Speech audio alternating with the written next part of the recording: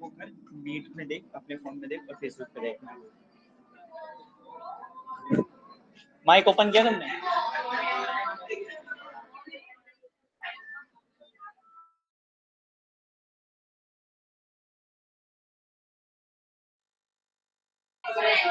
Mic test 1 2 3 4. Mic test 1 2 3 4.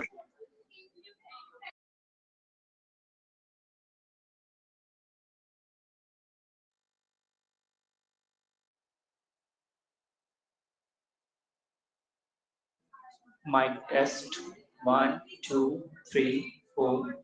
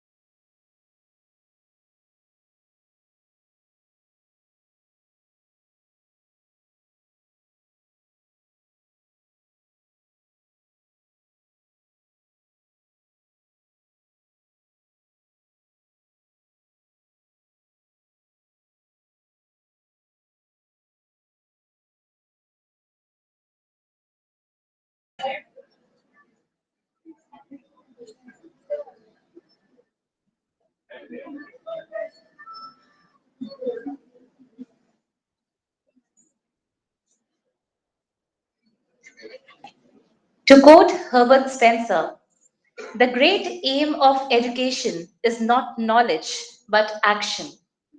And here we, on a Monday morning, resolving to take some serious actions on the sixth day of our ongoing week long faculty development program on the theme G20, One Earth, One Family, One Future, Achieving Through Quality Education. A very pleasant morning to one and all present here. For us, it is an honor to extend a very warm welcome to our esteemed resource person for the scheduled technical session of the day, Professor Ahrar Husain ji, advisor at SGT University, Gurugram, India, former director, Center for Distance and Online Education, Jamia Millia, Islamia. I would also like to extend a very warm welcome to our esteemed guest, Dr. Eisar Hussain, Senior Lecturer at G.S.B.V. Pataudi House, Darya Ganj, New Delhi, and our worthy participants without whose continuous support and cooperation this event wouldn't have been possible. A huge round of applause. We at Guru Nanak College of Education have made some strides in the direction of experiential learning, immersive learning, experience and simulations, competency based learning strategies, along with an effective integration of technology with the teaching learning process through LMS and MS Teams. But as they say, there is still much to be done. And in our humble attempt to cover any existing gap, we take pleasure in playing host to the one-day 7th National Conference that was scheduled on 30th of July 2024 and a week-long faculty development program as it commenced from 31st of July 2024. कहते हैं जहां तक दिखाई दे वहां तक जाने की कोशिश जरूर करें क्योंकि जब आप वहां पहुंचेंगे तो आप उससे आगे का देख पाएंगे. And upholding this thought, we have reached onto the sixth day of our thoughtfully designed 7 day long faculty development program 2024. And now we can foresee a successful culmination of this event tomorrow. We have always been taught that when darkness comes, let us not condemn the dark, but light a lamp to illuminate. With this thought in mind, let us move forward with the lamp lighting ceremony to ensure a promising start to this day. I would like our esteemed resource person, Professor Ahrar Hussain sir, our esteemed guest, Dr. S.R. Hussain sir, along with our respected principal ma'am, Dr. Jyoti Bala, to kindly commence the sixth day of our week-long faculty development program by lighting the auspicious lamp.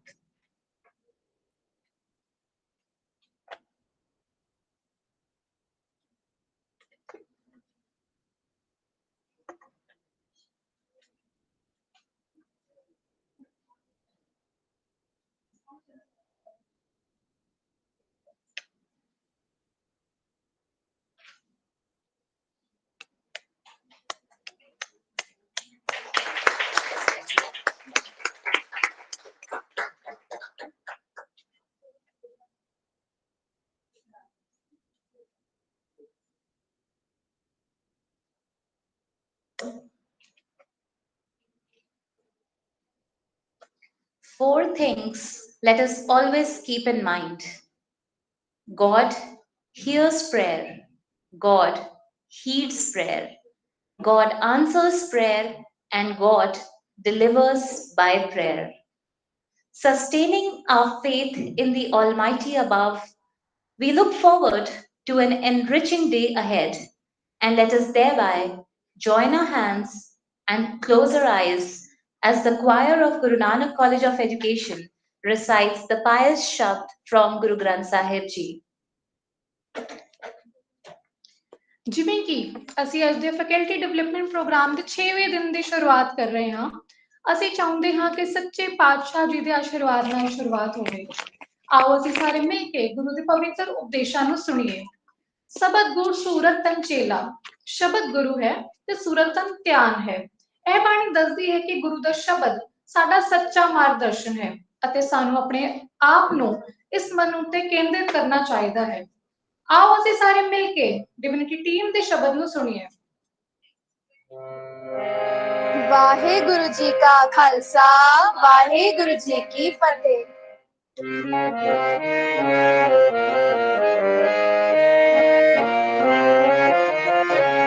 ਮੈਂ ਨਾਹੀ ਪ੍ਰਭ ਸਭ ਕਿਛ ਤੇਰਾ ਮੈਂ ਨਾਹੀ ਪ੍ਰਭ ਸਭ ਕਿਛ ਤੇਰਾ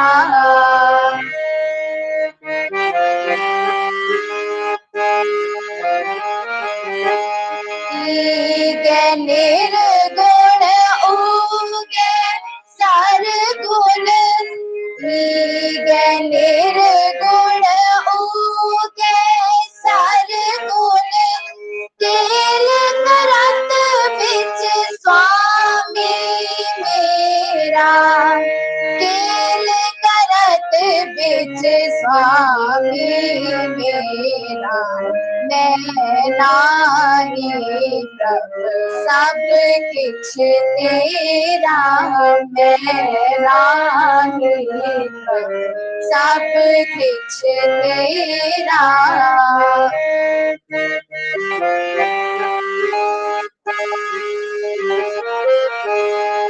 नगर में आप बाहर पुण्यापन नगर में आप बाहर पुण्यापन प्रभ मेरे को सगल बसेरा प्रभ मेरे को सगल बसेरा मैं नाही प्रभ सब किछ तेरा मैं नाही प्रभ सब किछ तेरा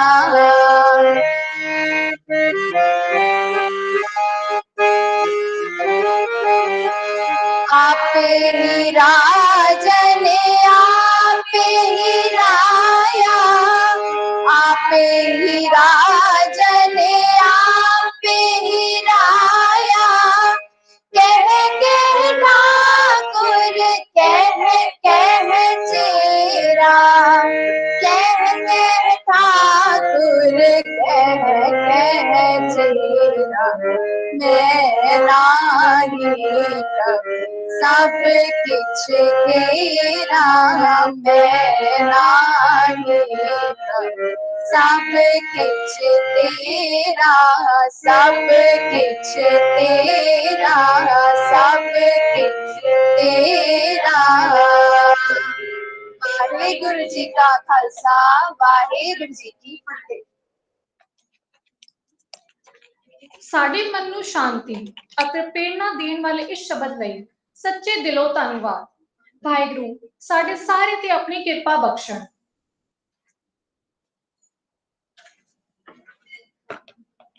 We are highly honored and feel privileged to have been given the opportunity to host this week-long faculty development program on the theme G20, One Earth, One Family, One Future, Achieving Through Quality Education.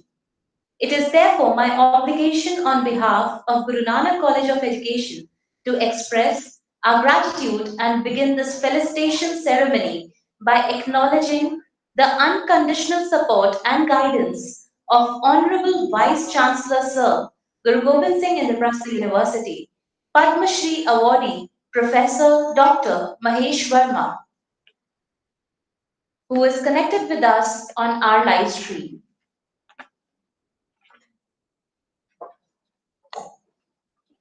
ਕਿਉਂਕਿ ਸਾਡਾ live telecast ਹੋ ਰਿਹਾ ਹੈ ਤੇ ਸਾਡੇ ਨਾਲ ਦਿੱਲੀ ਸਿੱਖ ਗੁਰਦੁਆਰਾ ਪ੍ਰਬੰਧਕ committee ਦੇ members ਇਸ ਸਮਾਗਮ ਵਿੱਚ ਆਨਲਾਈਨ ਜੁੜੇ ਹੋਏ ਹਨ। ਤੁਹਾਡੀ ਮੌਜੂਦਗੀ ਸਾਡੇ ਲਈ ਬਹੁਤ ਮਹੱਤਵਪੂਰਨ ਹੈ। ਮੈਂ ਧੰਨਵਾਦ ਕਰਨਾ ਚਾਹਾਂਗੀ ਦਿੱਲੀ ਸਿੱਖ ਗੁਰਦੁਆਰਾ ਪ੍ਰਬੰਧਕ ਕਮੇਟੀ ਦੇ ਪ੍ਰੈਜ਼ੀਡੈਂਟ ਸਰਦਾਰ ਹਰਮੀਤ ਸਿੰਘ ਕਾਲਕਾ ਜੀ, ਦਿੱਲੀ ਸਿੱਖ ਗੁਰਦੁਆਰਾ ਪ੍ਰਬੰਧਕ ਕਮੇਟੀ ਦੇ ਜਨਰਲ ਸੈਕਟਰੀ ਸਰਦਾਰ ਜਗਦੀਪ ਸਿੰਘ ਕਾਲੋ ਜੀ, ਭਾਰਤੀ ਜਨਤਾ ਪਾਰਟੀ ਦੇ ਰਾਸ਼ਟਰੀ ਸਦਰ, ਦਿੱਲੀ ਸਿੱਖ ਗੁਰਦੁਆਰਾ ਪ੍ਰਬੰਧਕ ਕਮੇਟੀ ਦੇ ਸਾਬਕਾ ਪ੍ਰਧਾਨ ਅਤੇ ਦਿੱਲੀ ਵਿਧਾਨ ਸਭਾ ਵਿੱਚ ਇੱਕ ਪ੍ਰਮੁੱਖ ਭਾਰਤੀ ਰਾਜਨੀਤਿਕ ਵਿਅਕਤੀ ਸਰਦਾਰ ਮਨਜਿੰਦਰ ਸਿੰਘ ਸਿਰਸਾ ਜੀ, ਦਿੱਲੀ ਸਿੱਖ ਗੁਰਦੁਆਰਾ ਪ੍ਰਬੰਧਕ ਕਮੇਟੀ ਦੇ ਸੀਨੀਅਰ ਵਾਈਸ ਪ੍ਰੈਜ਼ੀਡੈਂਟ ਸਰਦਾਰ ਹਰਵਿੰਦਰ ਸਿੰਘ ਕੇਪੀ ਜੀ, ਦਿੱਲੀ ਸਿੱਖ ਗੁਰਦੁਆਰਾ ਪ੍ਰਬੰਧਕ ਕਮੇਟੀ ਦੇ ਵਾਈਸ ਪ੍ਰੈਜ਼ੀਡੈਂਟ ਸਰਦਾਰ ਆਤਮਾ ਸਿੰਘ ਲੁਬਾਨਾ ਜੀ, ਦਿੱਲੀ ਸਿੱਖ ਗੁਰਦੁਆਰਾ ਪ੍ਰਬੰਧਕ ਕਮੇਟੀ ਦੇ ਸੈਕਟਰੀ ਸਰਦਾਰ ਜਸਮੀਨ ਸਿੰਘ ਨੋਨੀ ਜੀ, ਇਹਨਾਂ ਸਾਰਿਆਂ ਦਾ ਬਹੁਤ ਬਹੁਤ ਧੰਨਵਾਦ। I would now like to invite our esteemed resource person for the scheduled technical session, Professor Ahrar Husain sir, on the stage. Here, I would like to request.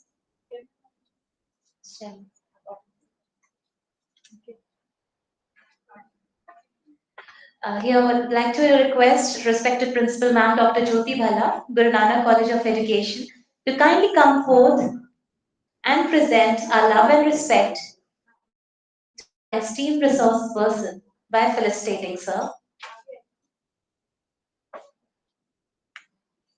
I would also request our esteemed guest, Dr. Eisar Husain, Senior Lecturer at G.S.B.V. Pataudi House, to join us on stage to accept a small token of love and appreciation from Guru Nanak College of Education.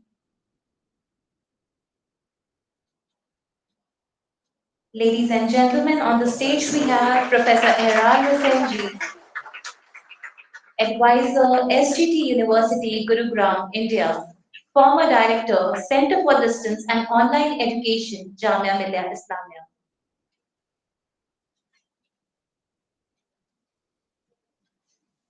And now we have Sir Dr. Eisar Husain ji receiving a small token of love and respect.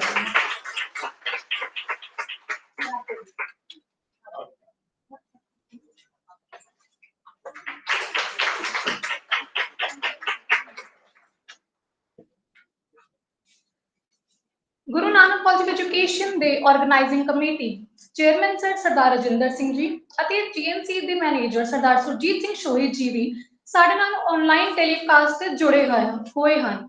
Guru Nanak college of education ਦੀ ਤਰਫੋਂ ਉਹਨਾਂ ਸਾਰਿਆਂ ਦਾ ਧੰਨਵਾਦ।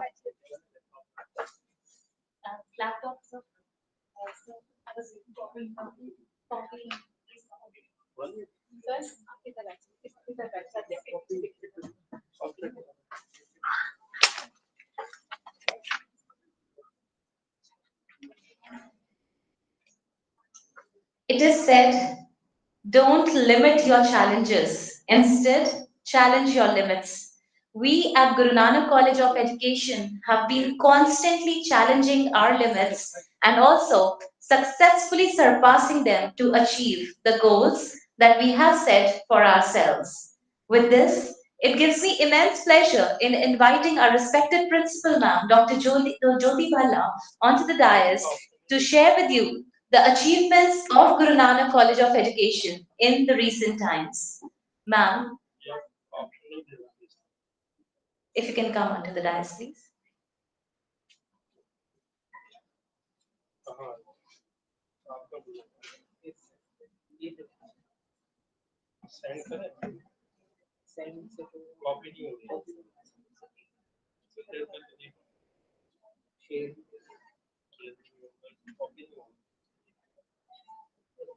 ये वाली on कर दो बस on देखा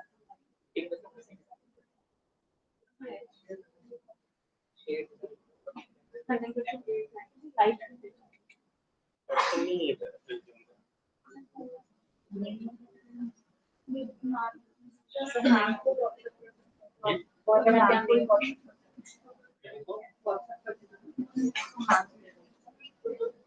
व्हाट्सएप पे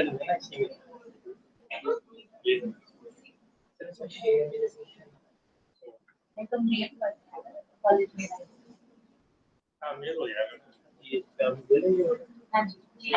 मेल हो जाएगा आपको लेटर आया था सर ये आप मेल बताओ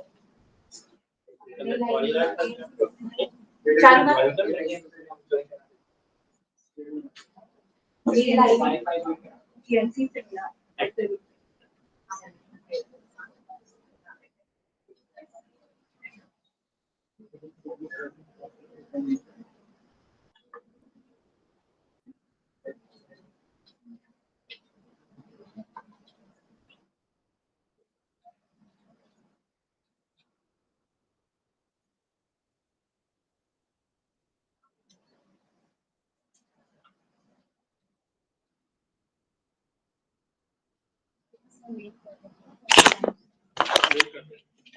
बताओ अपना मेल बताओ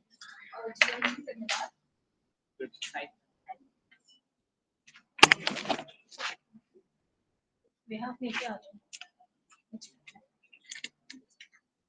ये पेन देखा ये यहाँ पे पेन चला है माइक के पीछे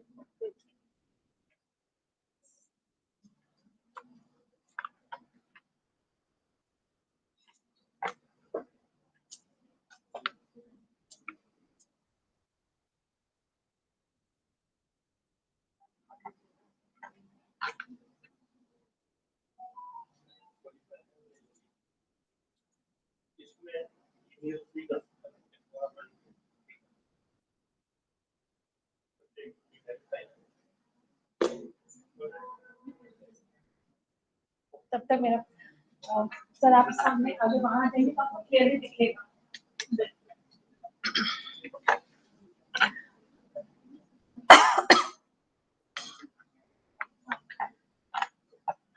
What a glorious morning when I stand before the galaxy of distinguished educationists. Honorable Vice Chancellor Guru Gobind Singh Indraprastha University, Padam Shri Awardee Professor Mahesh Verma ji, Honorable President Delhi Sikh Gurdwara Management Committee Sardar Harmeet Singh Kalka ji, General Secretary Sir Sardar Jagdeep Singh Kalo ji, Vice President Sir Sardar Atma Singh Lobana ji, prestigious members of Delhi Sikh Gurdwara Management Committee, College Governing Body Chairman Sardar Rajinder Singh ji, Manager Sardar Surjit Singh ji, our respected guest of honors, Professor Ahrar Husain ji, Professor Eisar Husain ji. My supportive staff members and worthy participants who have joined us through physical or online mode during this ongoing faculty development program at Guru Nanak College of Education on the theme G20, One Earth, One Family, One Future, Achieving Through Quality Education. It is indeed an honor to celebrate the milestones we have accomplished together. I extend a very warm welcome to this enthusiastic gathering looking out for enrichment and development. Established in 2003 by Delhi Sikh Gurdwara Management Committee with the motto Vidya Vichari Taparopkari, meaning education induces kindness. Guru Nanak College of Education, with a short yet brilliant history of 20 years, is a pioneer in imparting quality education to foster all-round development of its pre-service teachers. It is a Sikh minority college offering single course Bachelor of Education with an intake of 100 students. Since it is a 2 years program, so altogether we have 200 students. Self-owned by DSGMC, the land use is exclusive for the college. There is full power backup with green generator. College is also having fire safety, lift safety, structure stability, and earthquake resistant certificates along with NCMEI, Bentel, and ISO certification. College has been awarded with the highest category grade A by GGSIPO DHE JAC, and the same has been maintained consistently for 9 years in a row by the college. The State Fee Regulatory Committee has also upgraded college from B directly to the highest grade A+, which is a remarkable achievement for the college. Infrastructure facilities include 32 rooms, playground, terrace, subject-wise distribution of students according to pedagogy and elective subjects, air-conditioned classrooms equipped with projectors, smart boards, multimedia computer systems, well-equipped updated labs and resource centers as prescribed by NCTE and GGSIPU.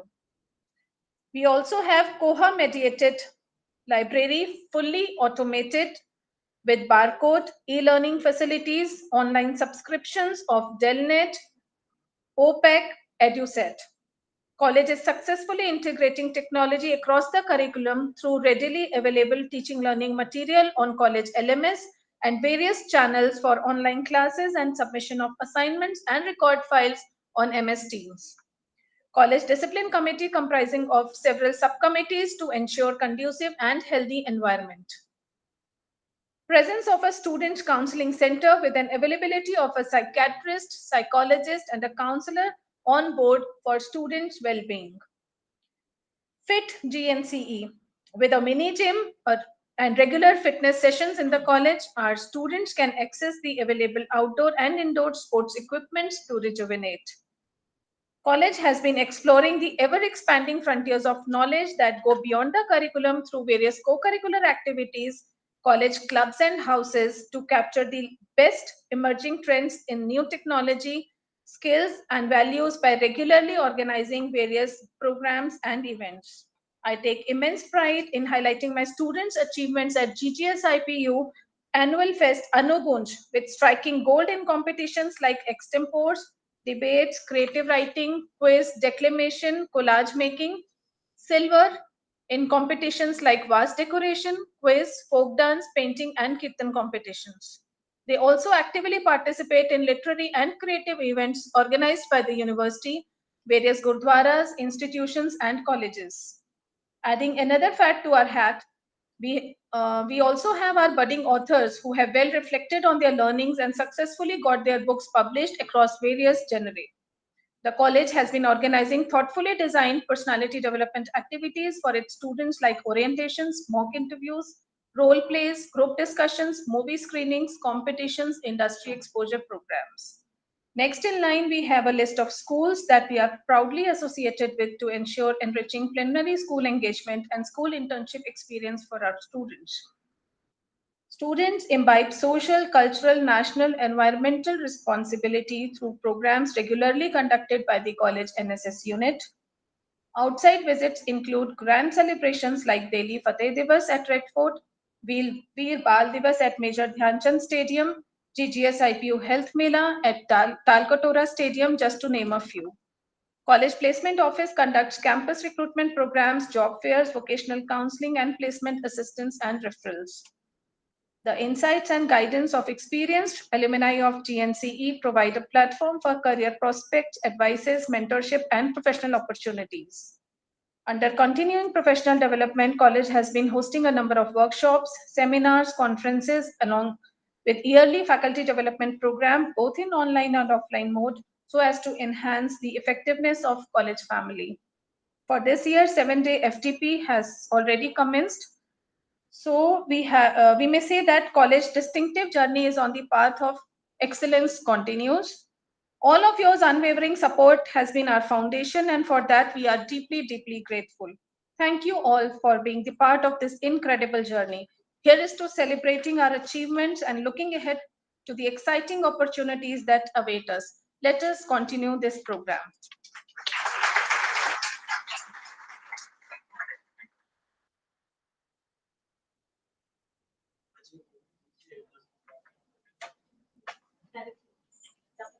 Thank you so much, Principal Ma'am. Can we have the lights, please? Thank you. Throughout the last G20 summit, it was upheld that our commitment to harnessing the power of technology must include strategies for overcoming barriers to access and ensuring equitable opportunities for all. To be better informed about these insights, we would like to hear from our esteemed resource person of today, Professor Ahrar Husain ji. Sir is an advisor at SGT University, Gurugram, India. Sir is the former director of Center for Distance and Online Education, Jamia Millia Islamia University. Sir is also the former dean of Faculty of Education, Jamia Millia Islamia, head of the Institution of Advanced Studies in Education. Sir has also served as the former secretary of Delhi Education Society, Jamia Millia Islamia, New Delhi. Sir did his MPhil and PhD from Aligarh Muslim University. Sir has published more than 15 research papers in foreign international journals and equal numbers of research papers in Indian education journals on information and communication technology. Sir is an expert on development of e-content and animations in science. Sir has authored 13 books on themes such as Vigyan Shikshan, that is teaching of science, Museums of Delhi, Question Bank for Engineering Entrance Test, Sex Education in India in the 21st Century, Legends of Science, Chronology of Science and Technology, Women Achievers in Science, and many books on popular sciences.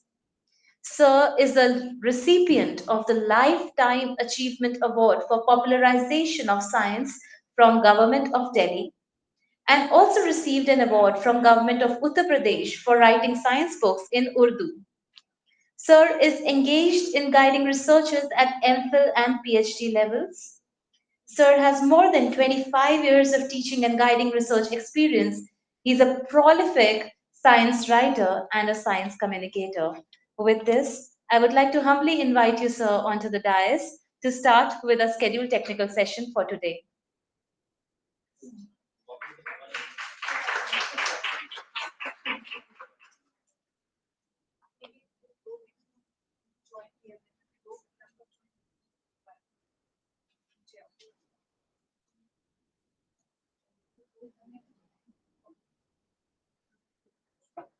Good morning.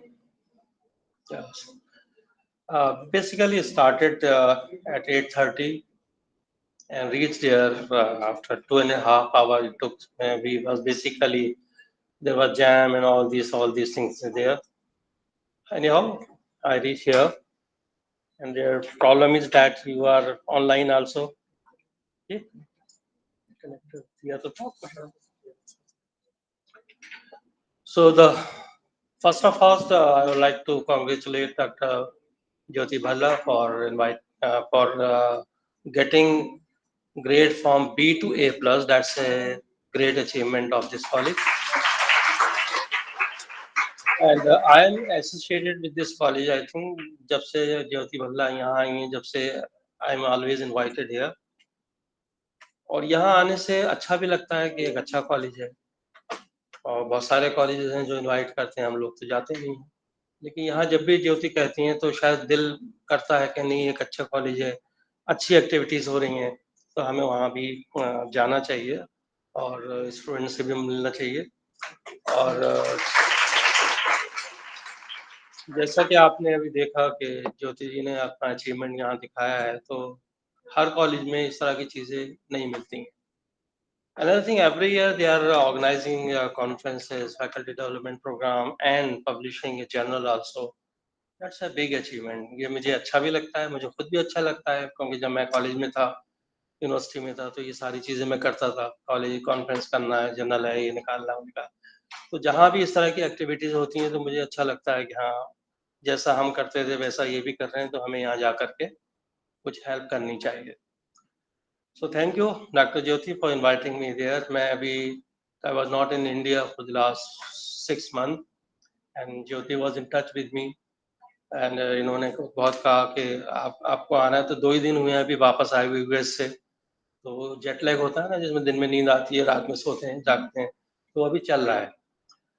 Anyhow, thank you very much for inviting me here, and I hope that you will enjoy this lecture, because मेरा एक तरीका है lectures का, I always try to show it more interesting way.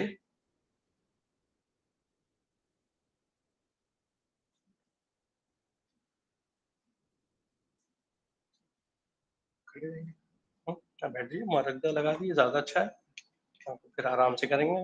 ले आइए. Online जा रहा है, बाद में लगा.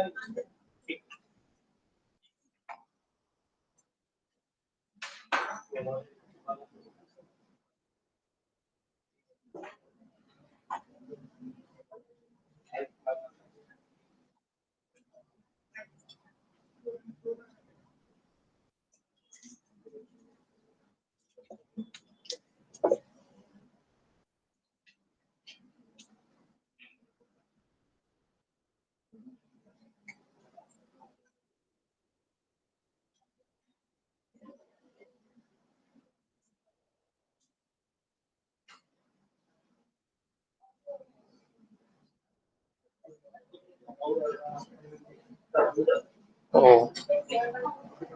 लगा दी.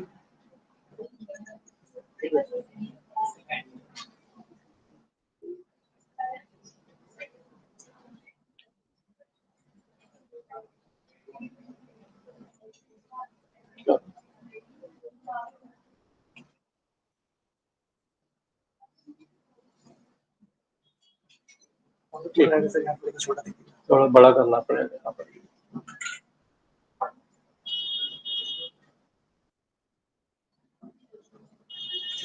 ठीक. Okay. So let us start. I'm sorry for getting late. I hope that you will be engaged for another 2 hours. 2 घंटे में बहुत अच्छी अच्छी बातें करेंगे.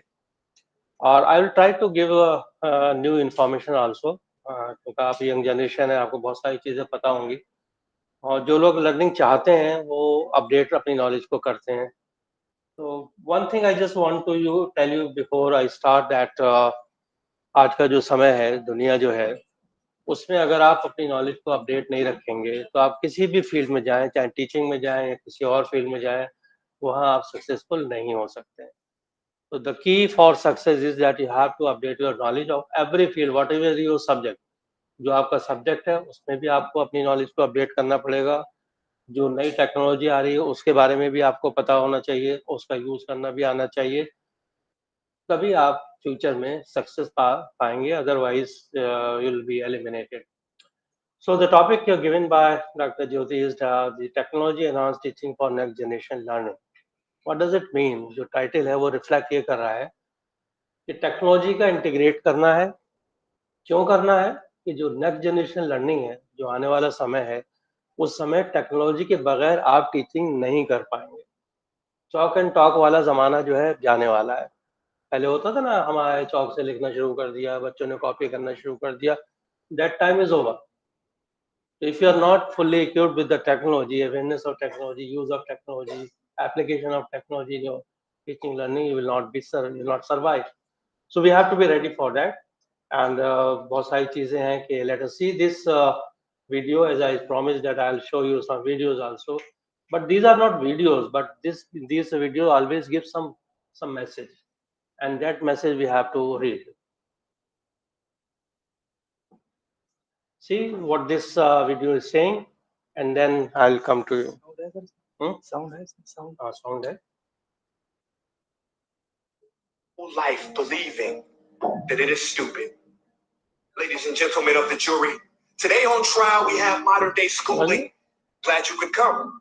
Not only does he make fish climb trees, but also makes them climb down and do a 10-mile run. Tell me, school, are you proud of the things you've done? Turning millions of people into robots, do you find that fun? Do you realize how many into that fish swimming upstream in class, never finding their gifts, thinking they are stupid, believing they are useless? Well, the time has come. No more excuses. I call school to the stand and accuse him of killing creativity, individuality, and being intellectually abusive. He's an ancient institution that has outlived his usage. So, Your Honor, this concludes my opening statement. And if I may present the evidence of my case, I will prove it. Proceed. Exhibit A. Here's a modern day phone. Recognize it? Here's a phone from 150 years ago. Big difference, right? Stay with me. Here's a car from today. And here's a car from 150 years ago. Big difference, right? Well, get this. Here's a classroom of today. And here's a class we used 150 years ago. Now, ain't that a shame?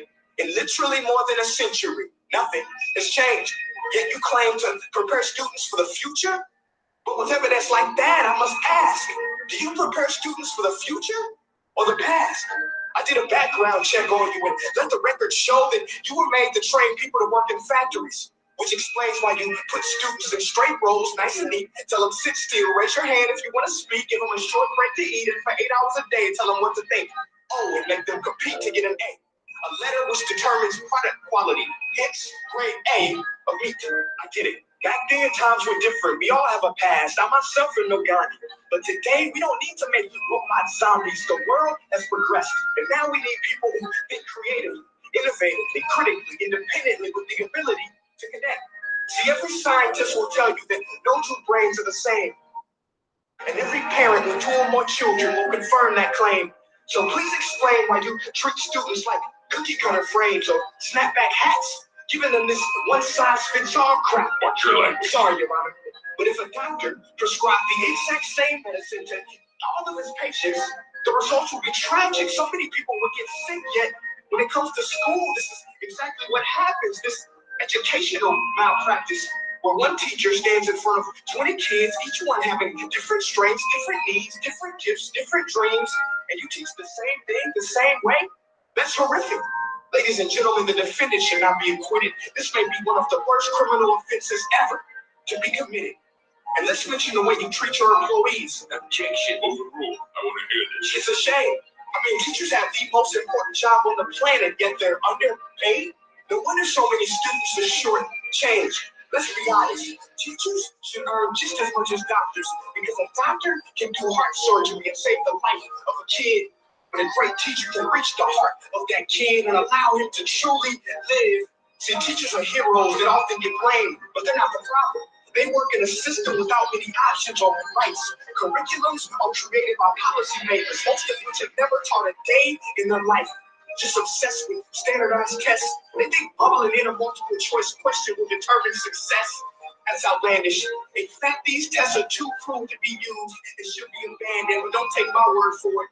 Take Frederick J. Kelly, the man who invented standardized testing, who said, and I quote, "These tests are too cruel to be used and should be abandoned." Ladies and gentlemen of the jury, if we continue down this road, the results will be lethal. I don't have much faith in school, but I do have faith in people. And if we can customize healthcare, cars, and Facebook pages, then it is our duty to do the same for education, to upgrade and change and do away with school spirit, because that's useless. Unless we're working to bring the spirit of each and every student, that should be our task. No more common core. Instead, let's reach the core of every heart in every class. Sure, math is important, but no more than art or dance. Let's give every gift an equal chance. I know this sounds like a dream, but countries like Finland are doing impressive things. They have shorter school days. Teachers make a decent wage. Homework is non-existent, and they focus on collaboration instead of competition. But here's the kicker, boys and girls. Their educational system outperforms every other country in the world. Other places like Singapore are succeeding rapidly. Schools like Montessori, programs like Khan Academy, there is no single solution. But let's get moving. Because while students may be 20% of our population, they are 100% of our future. So let's attend to their dreams. There's no telling what we can achieve. This is a world in which I believe, a world where fish are no longer forced to climb trees. I rest my case. No, ये जो video हमने आपको दिखाया, इसमें बहुत strong message दिया गया है।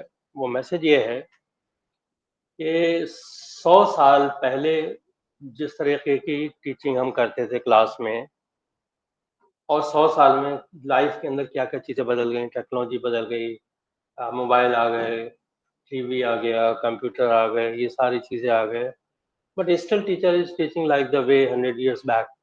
आता है क्लास में, चौक एंड टॉक करता है, फिर चला जाता है, लेकिन रिक्वायरमेंट तो बदल गई, तो why the teachers are not changing? That is basically reflected in video. And ये कहते हैं कि हम जो बच्चों की नीड्स हैं, जो बच्चे चाहते हैं, लर्नर जो चाहता है, वो शायद उसको एड्रेस नहीं कर, तो इस क्राइमिंग करा रहे हैं। अब जो हम बोल रहे हैं लिख लो, एग्जामिनेशन में रिप्रोड्यूस कर लो, आपका ए ग्रेड भी आ गया, फर्स्ट डिवीजन भी आ गई, डिस्टिंक्शन भी आ गई, लेकिन जो लोग डिस्टिंक्शन और ग्रेड लेके बाहर निकले वो लाइफ में सक्सेसफुल नहीं हो रहे। उसका क्या कारण है, क्यों रीजन? उसका रीजन ये है कि वो जो चाहते हैं, जो उनका इंटरेस्ट है, वो क्लैश कर रहा है। ठीक है, मार्कशीट में नंबर है, लेकिन आप सक्सेसफुल नहीं हो रहे बाहर जाकर के। तो this means there is something wrong in the system, and this is what this people are saying, that कि जब तक आप इन लर्नर्स के जो इंटरेस्ट हैं, जो वो करना चाहते हैं, उनको एड्रेस नहीं करेंगे, तो टीचिंग लर्निंग जो है कामयाब नहीं होगी। इसको और देखिए, then I will come to the of the system itself, which assesses us for a particular kind of intelligence. This is on the intelligence, and you can see here कि जिस चीज में आपका इंटरेस्ट होगा वो आप ज्यादा अच्छा काम करेंगे। लर्नर का जिसमें इंटरेस्ट हो ज्यादा अच्छा काम करेंगे। See it, and then I'll come to the topic. It was only after leaving school that I realized, in other respects, I was a complete dummy. I stumble over cognitive tasks that other people can perform in their sleep. I have a close friend who I see as a genius. He can listen to an engine, even on the phone, and tell you the problem is a particular bearing. He has a remarkable spatial navigational intelligence, and even professional mechanics wonder how on earth he can do it. But he was deemed a total failure at school. He was confronted with tests that didn't fit the way his mind worked. I expect you've come across plenty of people like this. People you know are bright, but they're bright in the wrong way. They're bright in the way that isn't being assessed. The truth is that there are lots of different intelligences, and we shouldn't be surprised. During the evolutionary phase of our history, a group of people will be more likely to survive if its different members saw the world in different ways. Some people could make excellent tools. Some people could hunt very well. Some people were good at looking out for danger. Some people were good at strategizing how to get through a long winter. Some people could tell the stories that would inform the next generation. We needed a load of different intelligences in order to survive. Nowadays, we are treated as if only one kind of intelligence is valid. Anyone with a different intelligence is deemed stupid. The way we are schooled compounds this alienation. How did we get to the point that we believe the best way of schooling children is to sit them behind a desk and insist they keep still?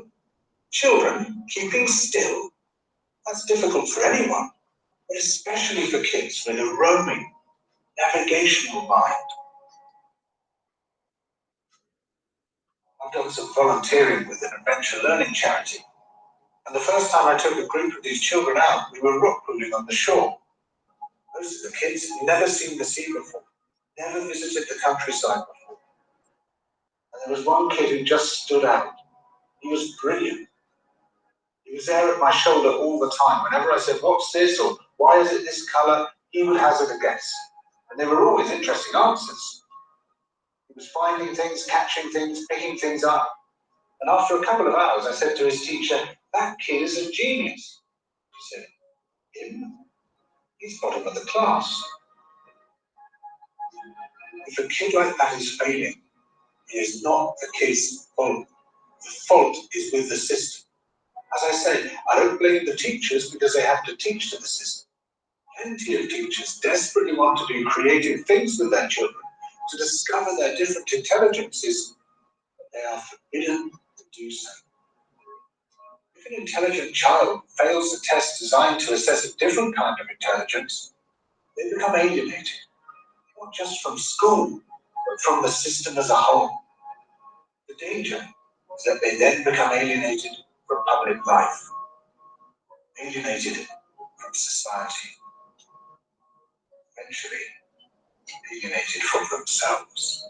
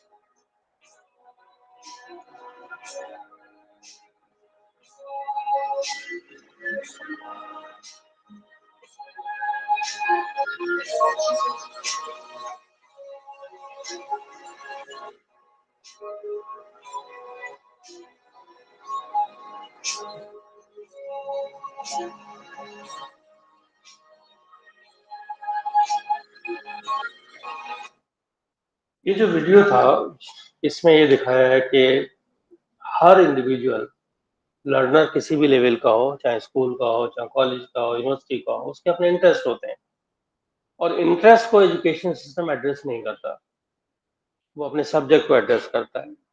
अब कोई बच्चा है जिसे nature के अंदर ज़्यादा enjoy करता है, वो इस कमरे में बैठ के एंजॉय नहीं करेगा। वो आपने देखा होगा बहुत से लोग पेड़ के नीचे बैठकर ज़्यादा अच्छा पढ़ लेते हैं, लिख लेते हैं, नेचर में चले जाते।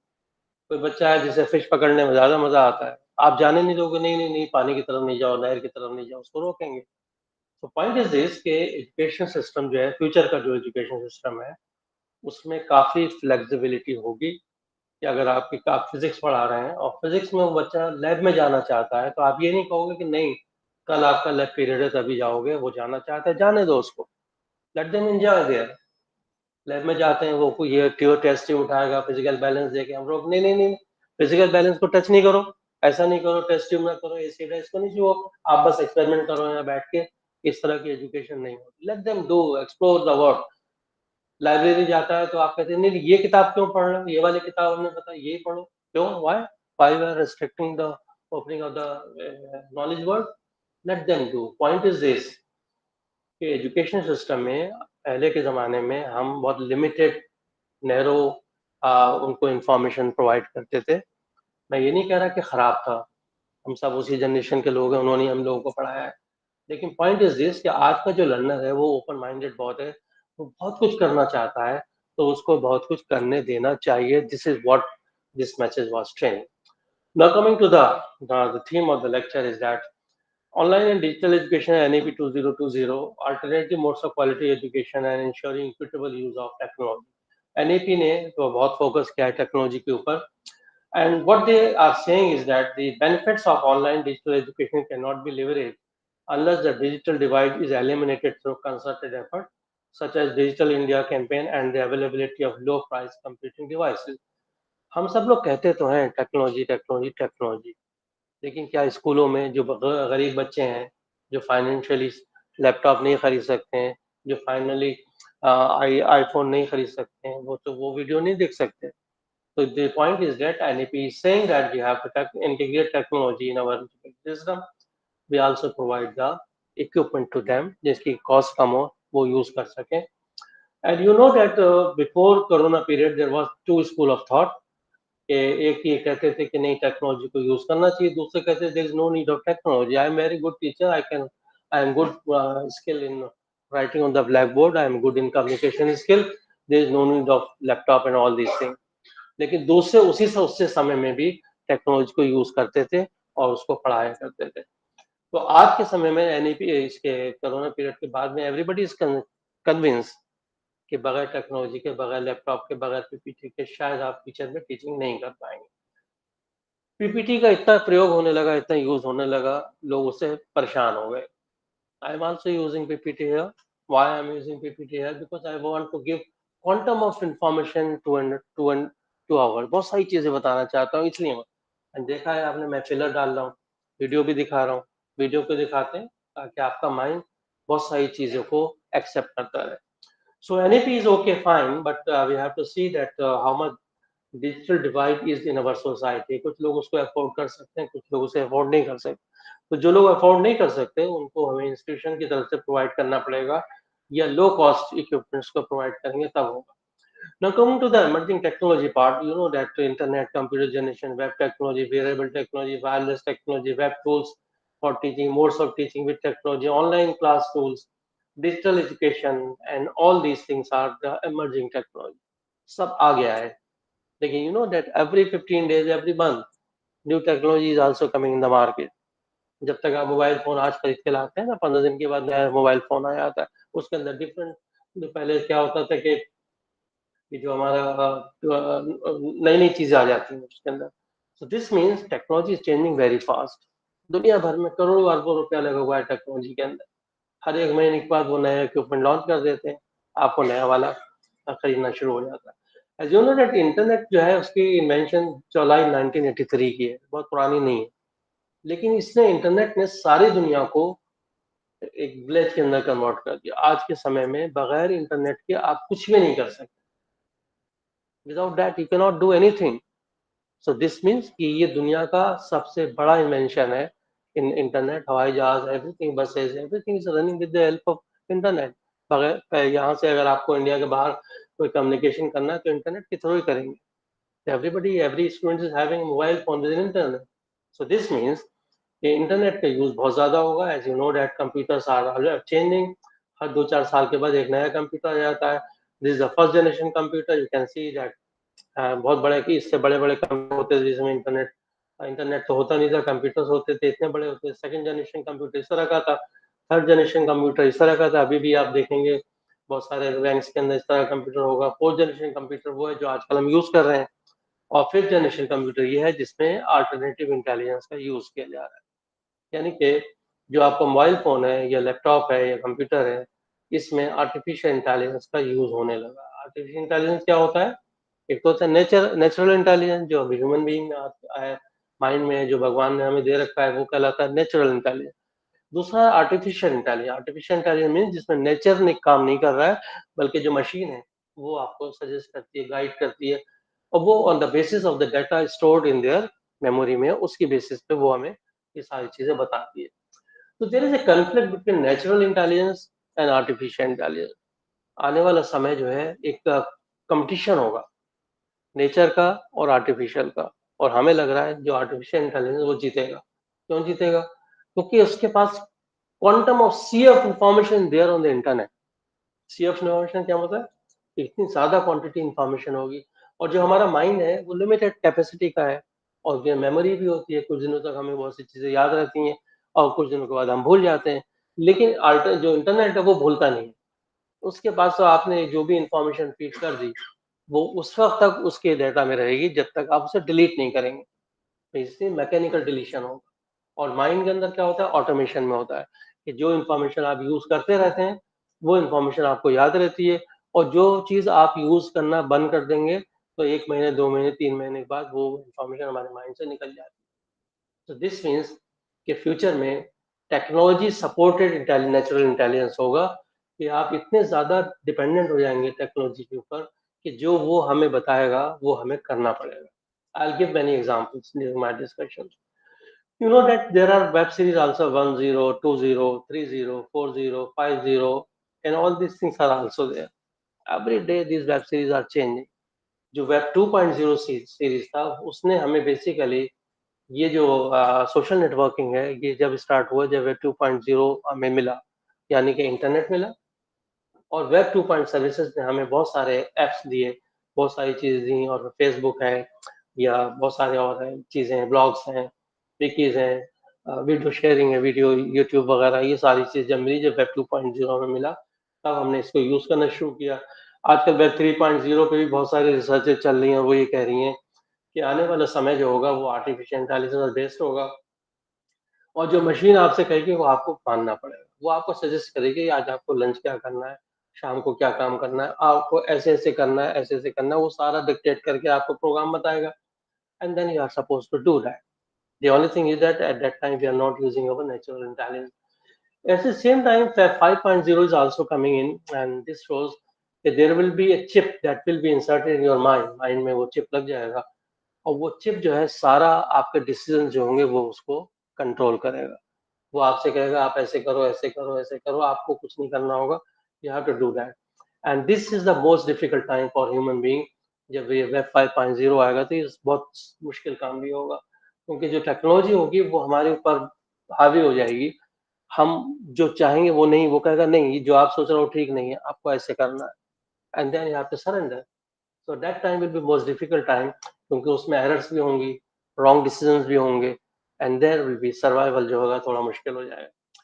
So evaluation, and there you know that nowadays there are virtual assistants also. आपने बहुत सारे गवर्नमेंट के डिपार्टमेंट देखे होंगे कि अगर आप जब उनसे कांटेक्ट करते हैं तो वर्चुअल असिस्टेंट जवाब देता है, ह्यूमन बीइंग नहीं होता है।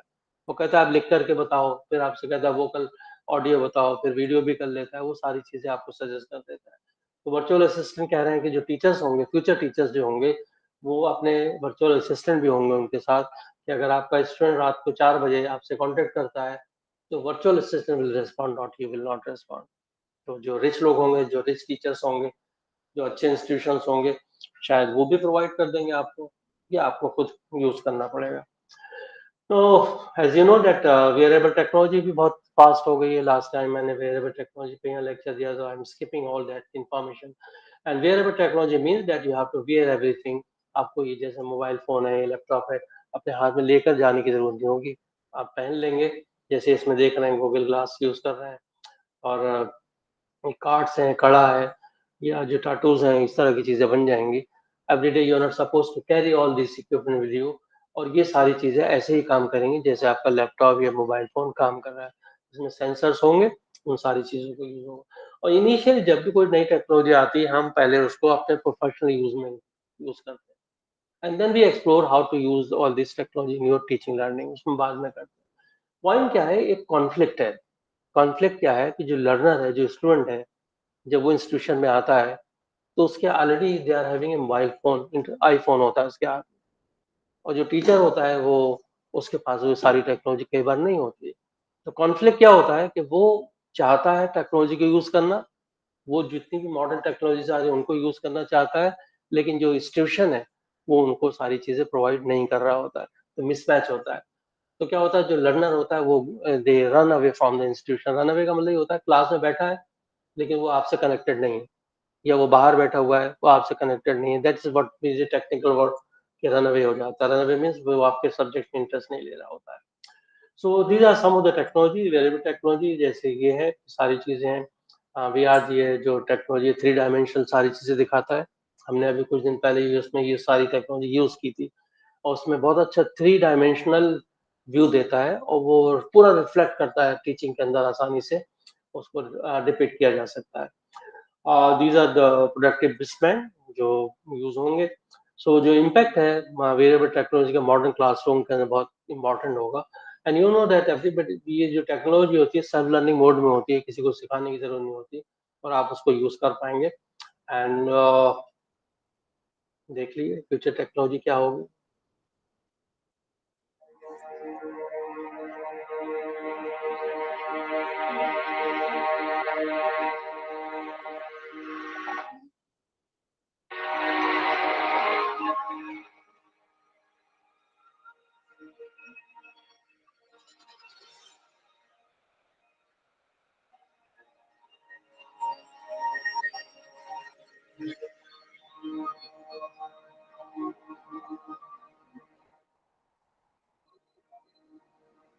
जब भी कोई टेक्नोलॉजी आती है तो वो पर्सनल यूज के लिए आती है पहले, वो एजुकेशन के लिए नहीं बनती है टेक्नोलॉजी।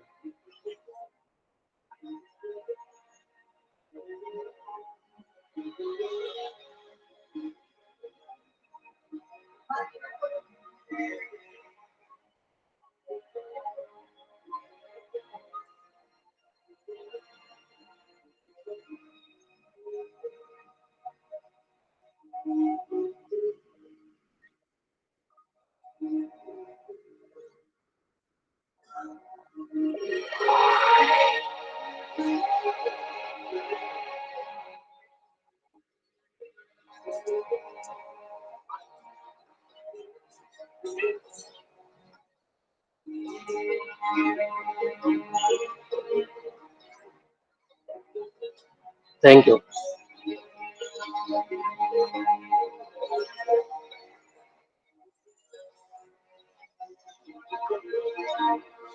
So जो टेक्नोलॉजी है वो इतनी फास्ट मूव कर रही है कि लाइफ जो है totally different life is going to be have in with in 5 years, 5 साल में जो आपका पर्सनल लाइफ होगा, प्रोफेशनल लाइफ होगा, वो सारी चीजें चेंज होने वाली है.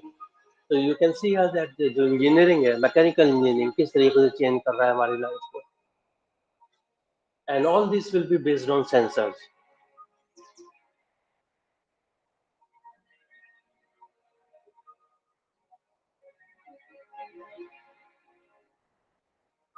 कुछ चीजें मार्केट में आ गई हैं, कुछ चीजें अभी भी रिसर्च में हैं, जो अभी रिसर्च चल रही है.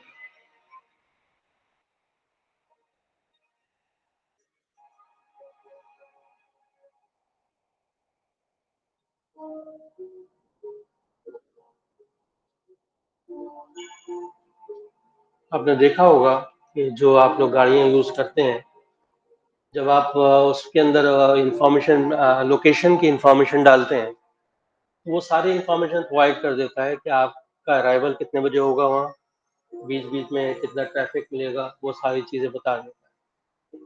So what does it mean? This means कि जो टेक्नोलॉजी है वो आर्टिफिशियल इंटेलिजेंस का यूज करती है, and we are convinced that we have to use this technology in that. So I am इसको थोड़ा शॉर्ट कर रहा हूँ क्योंकि मुझे और भी चीजें आपको शो करनी है. I am leaving this wearable technology, देख लीजिए, क्योंकि ये एजुकेशन में एक्सपेरिमेंटल बेसिस पे यूज होने लगे जगह जगह.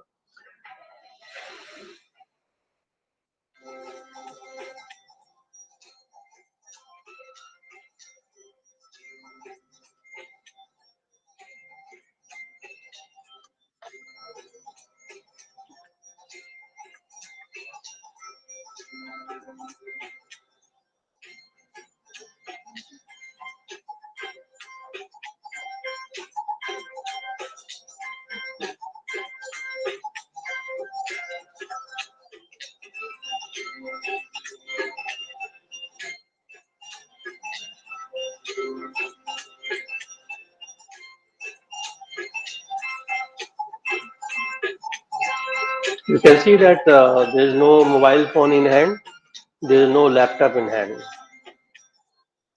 ये जो कड़ा पहने हैं इसी से कनेक्टेड है.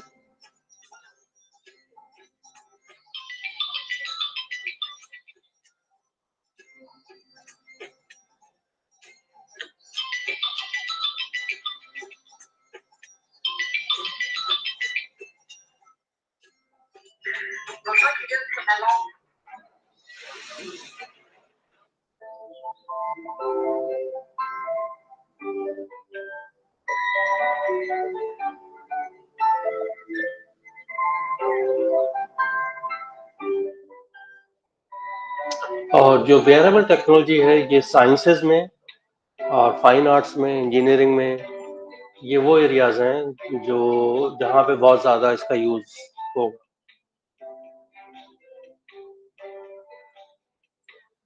सोशल साइंस में भी हो.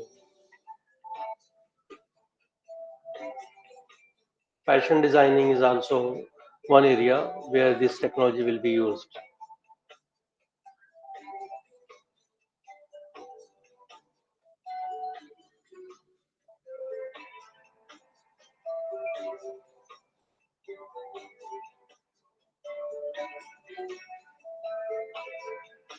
You will see that बहुत सारे मेडिकल में पर्पसेस में बहुत सारे इक्विपमेंट्स आ गए हैं जो आपका ब्लड प्रेशर, शुगर, ये सारी चीजें बता देते हैं. तो they are all based on wearable technology जिसमें हम यूज कर रहे हैं. So let me cut short because आप कहेंगे मैं खाली आपको वीडियो दिखाता रहा, पढ़ाया तो मैंने नहीं. So coming to the that part, and इसमें जो है you know that wireless communication is also going very fast. There is 1G, 2G, 3G, 4G, and 5G. Every next day you'll find maybe in near future there will be 6G. So what is this 5G, 2G, 3G है क्या? मतलब ये generation है जो नई नई services को हमें प्रोवाइड करता है. इसमें देखिए एक इंटरनेशनल पॉलिटिक्स भी होती है, that I want to share with all of you, is that कि जब भी कोई भी इंटरनेशनल कंपनी कोई इक्विपमेंट लॉन्च करती है मार्केट में, लॉन्च का मतलब ये कि मोबाइल फोन लाते हैं या लैपटॉप लाते हैं या कार लाते हैं, तो दे से कि हमारा जो इक्विपमेंट है वो 5G पे चलेगा। जैसे आपने देखा होगा जो पहले हमारे मोबाइल फोन थे वो 5G पे नहीं चलते, 4G पे नहीं चलते। तो there is some kind of collaboration between service providers and the machine provider. Machine क्या होती है? जो लैपटॉप है, कंप्यूटर है, मोबाइल फोन, कि हम मशीन लॉन्च करेंगे और वो मशीन 4G पे चलेगा नहीं तो मजबूर होंगे कि आप 5G नेटवर्क लें। 5G नेटवर्क ले लेंगे तो जो मशीन आ रही है वो उस पर चलेगी कि नहीं चलेगी, वो सारी चीजें होती हैं। तो दिस मीन्स कि जो वायरलेस कम्युनिकेशन है वो हमें best services, fast services provide कर रहा है, और वो इसलिए कर रहा है कि हम दुनिया से बहुत फास्ट तरीके से कनेक्ट हो सके। और कनेक्शन मीन्स कि आप ज़्यादा से ज़्यादा इंफॉर्मेशन हासिल कर सकें और आपको खास नई नई इंफॉर्मेशन भेज सके। So I'm leaving the details of this 1G, 2G, 3G, 4G here because you all know that what does it mean? What does speed is telling all of us? So this is the thing is important that जितना ज़्यादा 5G, 6G है वो हमें ज़्यादा services दे रहा है और ज़्यादा हम उसको यूज़ कर सकते हैं। Now coming to the this integration of technology part, जो हमारा टॉपिक है आजकल, blended, flipped and immersive learning and जो बहुत सारी नई नई है टर्म्स हैं वो आ गई हैं। What is blended, flipped and immersive learning? आपने देखा हो हाइब्रिड भी लर्निंग आजकल बहुत, हाइब्रिड हाइब्रिड का भी जिक्र बहुत हो रहा है। जो टेक्नोलॉजी या जो नए लोग होते हैं उनका सर्वाइवल इस बात पे होता है कि आप नए नए वर्ड्स कॉइन करते हैं, नई नई चीजें लाते हैं, नई चीजें। जैसे मैंने कहा कि बहुत मुमकिन है कि कोरोना पीरियड से पहले आप ब्लेंडेड लर्निंग कर रहे हो, ब्लेंडेड टीचिंग कर रहे हो। And what does it mean is blended learning? This is the blended learning. Blended learning में क्या होता है कि you have a classroom here, face-to-face class is there, and here basically you are integrating technology जो internet के through, जो आपका laptop है या यूट्यूब पे आप जा रहे हैं उसको आप क्लास के अंदर ला रहे हैं। This is what we call is blended learning. Blending, blender होता है ना घर में जिसमें मसाला पिसका पीसते हैं, तो you are basically using your chalk and talk at the same time. जैसे मैं आपको वीडियो दिखा दे रहा हूँ या इंटरनेट पे जाकर के कोई इंफॉर्मेशन उससे और दिखा दे, this type of teaching basically is called blended learning, and this is the very popular mode of teaching। दुनिया में हर जगह इस वाले मेथड को ज़्यादा यूजफुल माना जाता है। उसका रीज़न क्या है कि इसमें बहुत ज़्यादा खर्च नहीं है। बहुत ज़्यादा खर्च का क्या मतलब है? मान लीजिए आपको इंस्टीट्यूशन ने आपको इंटरनेट प्रोवाइड कर रखा है, पीपीटी आपने रीड कर रखा है, पीपीटी पे आप दिखा रहे हैं अपने जो भी क्लिक्स करके। अगर आपको यूट्यूब पे जाना हुआ तो आप फौरन यहाँ अपने यूट्यूब क्लिक किया और जो लिंक प्रोवाइड किया गया उसको लिंक कर दिया, वो यहाँ पे स्क्रीन पे आ गया। So what you are doing is you are blending the information of technology with the help of PPT and you are giving the information. This is Blender. So this Blender बहुत ज़्यादा popular है सब दुनिया में।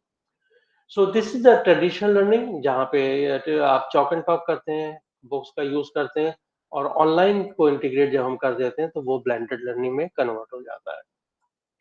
No, there are different type of interesting things when you use blended learning. I'm leaving that. This is a flipped classroom. Flipped classroom का जो idea है वो ये है कि अगर आपके इंस्टीट्यूशन का कोई वेबसाइट है, वहाँ आप 24 घंटे पहले, 48 घंटे पहले जो भी आपका लेक्चर है, पीपीटी है, उसको आप लोड कर दें या लिंक उस पर लोड कर दें। The learner have to go through that, वो सारी इंफॉर्मेशन को रीड करेंगे, लिंक्स के ऊपर जाएंगे, और वो इंफॉर्मेशन रीड करने के बाद जब आपकी क्लास होगी, they will come in your classroom and there will be discussion only. जैसे हम जाते हैं ना, टॉपिक लिखते हैं, आज हम आपको ये पढ़ाएंगे, फिर आप लैपटॉप पे पीपीटी दिखाएंगे, ये सब एक्सरसाइज नहीं होगी। इस मेथड के अंदर, फ्लिप के अंदर, every information, every lecture you have to provide in advance to the learners through your website. They have to go through that. उसमें उनको जब इंटरेक्ट करेंगे उस इंफॉर्मेशन से, तो उनकी जो समस्याएं होंगी, जो क्वेश्चंस होंगे, जो क्वेरीज होंगी, वो जब आपके क्लास में आएंगे तो they will only ask questions, there will be no teaching. तो दिस मीन्स जो आपको 1 घंटे का समय होगा उसमें उनके क्वेश्चन आंसर का डिस्कशन होगा, सिर्फ वो नहीं है कि हम बोर्ड पे कुछ लिख रहे हैं। This kind of teaching will basically is called flipped classroom. इसमें दिक्कत क्या है? इसमें the only thing is that you have to be in advance, you must have all the information for teaching.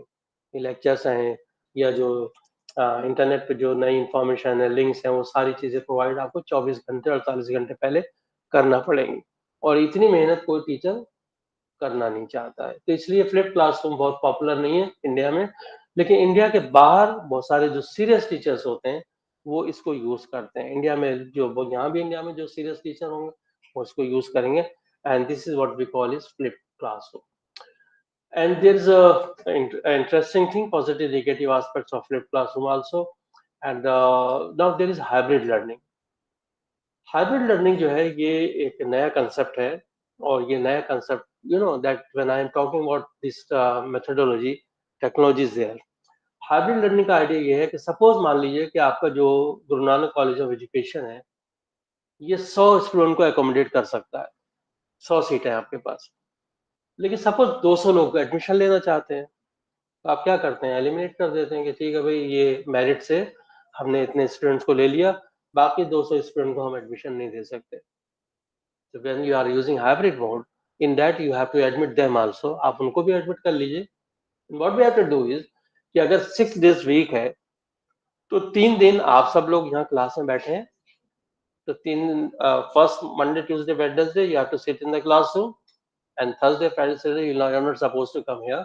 जो रिमेनिंग जो बाहर रह गए they will come in the classroom, 100 लोग आएंगे बैठेंगे, and you have to be connected with the internet online through के से इस क्लास में आप भी कनेक्टेड रहेंगे।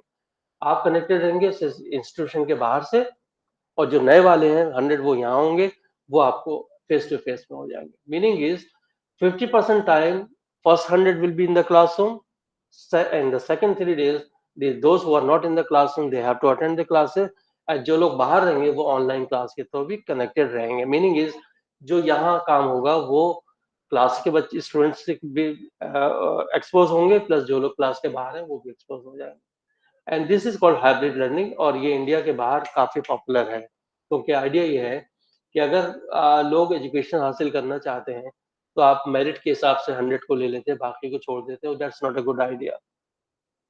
जैसे मैंने अभी बीच में भी कहा था कि कभी कभी हमारी मार्कशीट में ए ग्रेड होता है लेकिन हम सक्सेसफुल नहीं होते हैं, तो जरूर हो सकता है कि जो 100 बाहर रहेगा उनमें भी बहुत अच्छे स्टूडेंट्स हों जिनकी मार्कशीट में नंबर नहीं थे, उनको आप 101 के बाद मेरिट में आ गए, लेकिन they may be very good in future also, so they must be also give opportunity to learn from the class. So this is hybrid mode, और यू विल फाइंड दैट बहुत सारी यूनिवर्सिटीज, नई नई universities जो बन रही हैं, online campuses बन रहे हैं, तो उसमें हाइब्रिड मोड के अंदर ही होगा। और जो प्राइवेट प्लेयर्स होते हैं एजुकेशन के, प्राइवेट कौन से होते हैं, जो गवर्नमेंट एजेंसी जिन्हें फंड नहीं करती है, they will give education every time. 24 घंटे इंस्टीट्यूशन खुले रहेंगे, एंड 24 घंटे में जिस वक्त भी जिस समय भी आप आना चाहेंगे क्लास में आइए।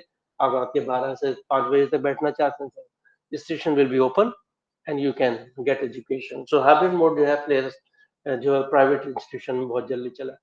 इमर्सिव टेक्नोलॉजी का जो कंसेप्ट है वो ये है कि आपने देखा होगा कि बहुत सारे जो एक्वेरियम्स होते हैं, 3D एक्वेरियम्स, 3D फिल्म्स होती हैं, उसके अंदर हम क्या करते हैं, हम बैठे होते हैं और जो स्क्रीन है, जो आपका सीलिंग है, जो इनकी वॉल्स हैं, ये सारी वॉल्स के ऊपर इसके लैपटॉप वो लगा होता है screen, and everything is visible there, और वहां से हमें लगता है कि हम उसके अंदर बैठे हैं। जैसे अगर आपने 3D एक्वेरियम देखा हो तो you will find that everywhere जो उनका जो नेचर होता है वो सारा नजर आ रहा होता है, उसको हम बहुत नजदीक से देख पाते हैं, और लर्निंग उस तरीके से हो जाता है। तो meaning is when technology integrated, these 4 ways of teaching. One is called blended, second is flipped, third is hybrid, and fourth is immersive learning.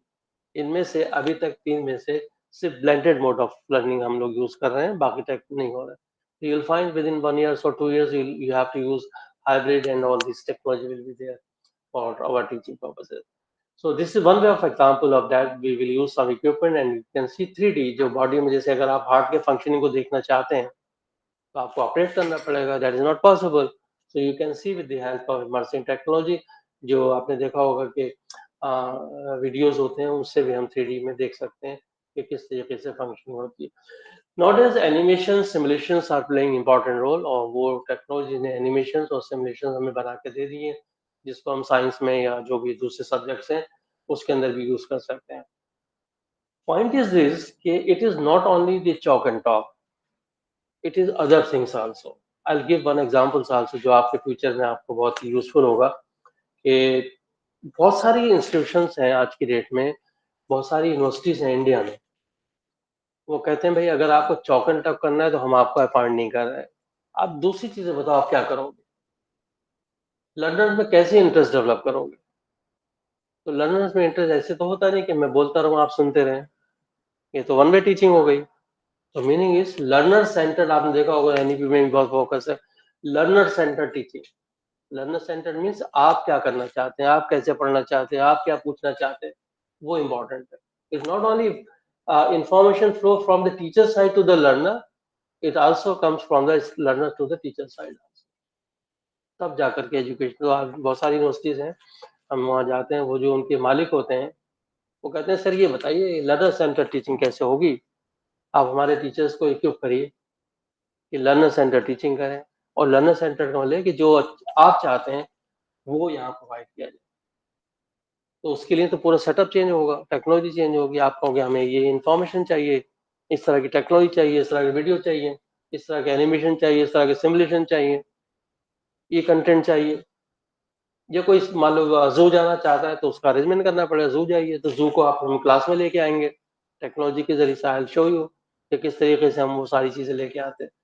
So point is this, the teacher जो future का teacher है उसके लिए ये सारी चीजें वो खुद तो बनाएगा नहीं, क्योंकि वो उसका टेक्नोलॉजी एक्सपर्ट नहीं होता। तो मार्केट के अंदर ये सारी चीजें अवेलेबल है।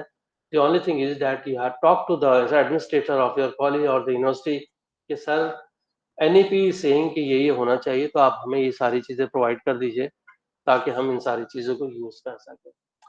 This is one way of simulation that आपने देखा होगा कि जो मेडिकल साइंसेज में जो ट्रेनिंग दी जाती है वो पेशेंट को डायरेक्ट थोड़ी पेशेंट के ऊपर थोड़ी कर देते हैं, इनिशियली दे यूज सिमुलेशन, और उसके अंदर कैसे इंजेक्शन लगेगा, कैसे ब्लड प्रेशर होगा, कैसे पेशेंट को हैंडल करना है, उठाना कैसे है, बैठाना कैसे, कैसे उनको जो ऑक्सीजन मास्क कैसे लगाना है, सारी चीजें पहले उनको लैब में ऐसे दिखाते हैं।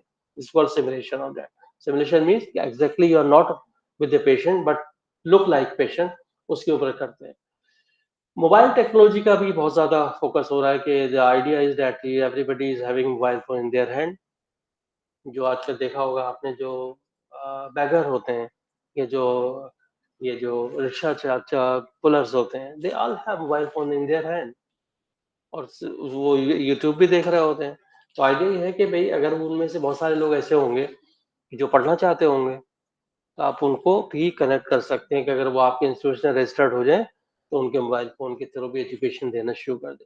जो थिंकर्स हैं, इंडियन थिंकर्स हैं, they are not thinking of कि भाई हम इंस्टीट्यूशन में बच्चों को एकोमोडेट तो कर नहीं पा रहे, हाइब्रिड मोड में भी कर रहे हैं तो लिमिटेड है। लेकिन जो लर्नर है, जो जॉब कर रहा है, जो ऑफिस में है, अगर वो पढ़ना चाहता है तो उसका जो मोबाइल फोन है उसके थ्रू भी एजुकेशन हम कनेक्ट कर लें, रजिस्टर्ड कर लें, और उसको एक टाइम टेबल दे दें कि इस वक्त क्लास होगी, आप इस वक्त क्लास करना चाहें कर लीजिए, सुनना चाहे तो वो भी दे देंगे, ऑडियो देखना चाहे, वीडियो देखना चाहे वो भी प्रोवाइड कर देंगे, और आपकी लर्निंग हो सकती है। एग्जामिनेशन दे दीजिए, रिजल्ट ले और आगे पढ़ना चाहे तो पढ़ सकते हैं। तो ऐसा नहीं है कि इंस्टीट्यूशन में आएंगे तभी आपकी एजुकेशन होगी, इंस्टीट्यूशन के बाहर भी एजुकेशन हो सकती है because of the internet and this mobile technology. तो इस पर भी बहुत सारी रिसर्च चल रही हैं, और in near future you find कि those who are having mobile phone can be connected. अच्छा, इसके अंदर ये भी नहीं है आप गांव में या देहात में कहीं भी हो आप कनेक्ट हो जाएंगे और एजुकेशन आप हासिल कर सकते हैं।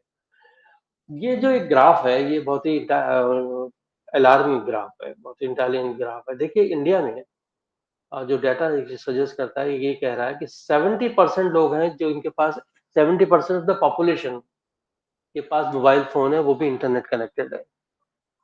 और दूसरे जो कंट्री है इंडोनेशिया 67 है, मैक्सिको, और अगर सीधे आ जाए कनाडा में 8% है, यूके में 8% है, फ्रांस में 6% है, जर्मनी में 4% है, यूएस में 12% लोग हैं, 12% ऑफ द पॉपुलेशन।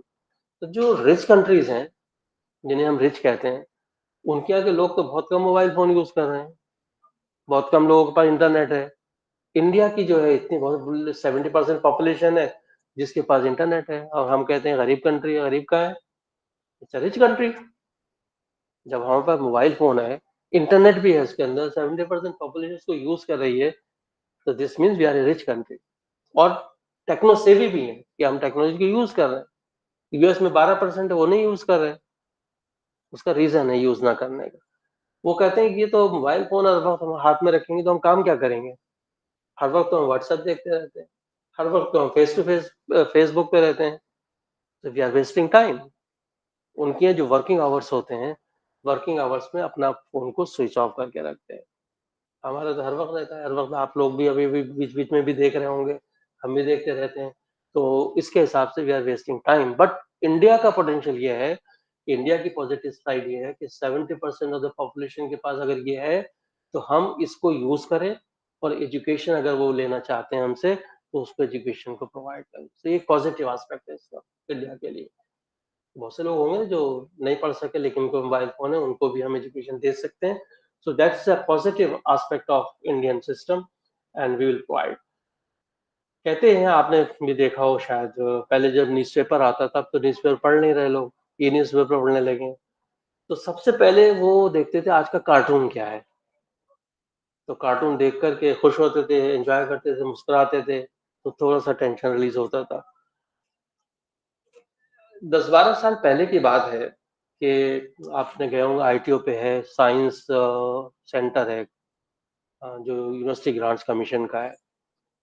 वहाँ पे नेशनल लेवल के लेक्चर्स होते हैं, वो आता है बाकायदा न्यूज़, आजकल भी होते हैं, और बहुत इंपॉर्टेंट लेक्चर्स होते हैं, तो उसको जाना चाहिए कभी कभी सुनने के लिए। तो वहाँ हम गए लेक्चर सुनने, तो वहाँ इंग्लिश लेक्चर था उनका, अब तो थीम भी याद नहीं रहा क्या था। तो वो क्या करता था, 10-15 मिनट पढ़ाता था, उसके बाद बीच में एक फिलर डाल करके एक कार्टून दिखाने लगता था, और वो ऑडियो वाले कार्टून होते थे, मूव कर रहे थे, हिला रहे थे। तो वहां पे 15-20 साल हो गए हमें, तो लोग कहते थे भाई ये तो टाइम पास कर रहा है, मतलब उस वक्त हमें ये आइडिया नहीं था कि इससे क्या फायदा है। तो सब लोग कहते हैं ये तो टाइम पास कर रहा है, ये तो इंडिया वालों को अच्छा नहीं समझ रहे, फिलर डाल रहा है। आज ये रिसर्चर्स ने साबित किया कि फिलर क्यों डाले जाते हैं टीचिंग के अंदर। फिलर इसलिए डाले जाते हैं कि मान लीजिए 1 घंटे से ड्राई टीचिंग चल रही है, तो जो लर्नर का माइंड होता है वो ऑफ हो जाता है, बाहर चला जाता है, कुछ और सोचने लगता है, आपसे कनेक्टेड नहीं रहता। तो जब आप उसको फिलर डालेंगे कार्टून की शक्ल में, तो वो उसको देख के खुश होगा, एंजॉय करेगा, स्ट्रेस रिलीज हो जाएगा, और स्ट्रेस रिलीज हो जाएगा तो वो आपके साथ क्लासेस फिर से कनेक्ट हो जाएगा। तो एजुकेशनल कार्टून्स बहुत सारे यूट्यूब के ऊपर फ्री अवेलेबल है। तो जब भी अगर आप पीपीटी यूज कर रहे हैं और आपको लगता है कि 1.5 घंटे की क्लास है, डिफिकल्ट सब्जेक्ट है, मैथमेटिक्स पढ़ा रहे हैं या फिजिक्स पढ़ा रहे हैं या कोई भी डिफिकल्ट सब्जेक्ट पढ़ा रहे हैं, तो there is a need to interact insert your this kind of cartoons. तो जो इंडिया की जो बेस्ट यूनिवर्सिटीज हैं आजकल, they are providing cartoons also. So this means animation simulation, not only animation simulation but cartoons also you have to fill। मैं physics का आदमी हूँ तो मैंने इसमें फिजिक्स के डाले हुए हैं, एंड देयर आर मेनी। इससे बहुत इंटरेस्टिंग मैसेज कन्वे भी हो जाता है। जो फिजिक्स आप, हमें अपने सब्जेक्ट से रन अवे नहीं होना है, सब्जेक्ट में ही रहना है, सब्जेक्ट ही फोकस करना है, और स्ट्रेस को कम करके टीचिंग करना है, and that is possible with the help of technology integrated teaching. These are some of the cartoons that can be used। Virtual tourism is also there.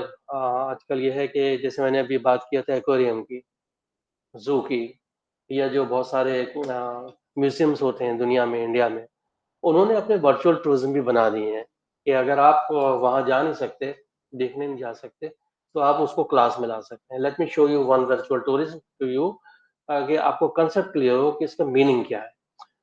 Suppose you are a teacher of social sciences, architecture, engineering, तो वो tourism से हम उनको क्या सिखा सकते हैं, ये this is one example of tourism.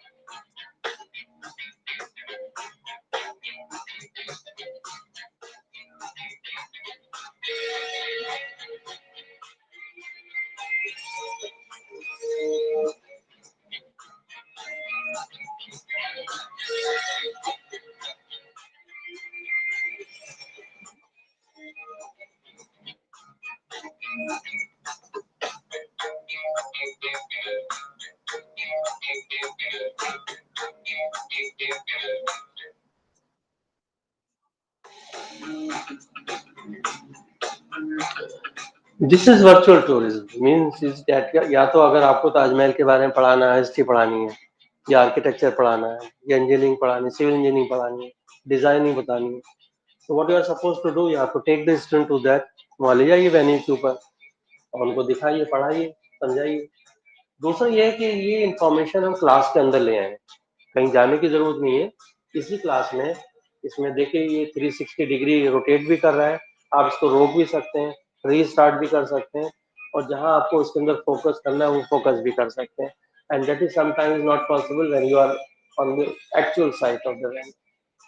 So you can see that आपने उस रिसोर्स को, इस इंफॉर्मेशन को क्लास के अंदर ले आए, और जहां भी आपको उसको यूज करना है उसको यूज करके टीचिंग हम कर सकते हैं।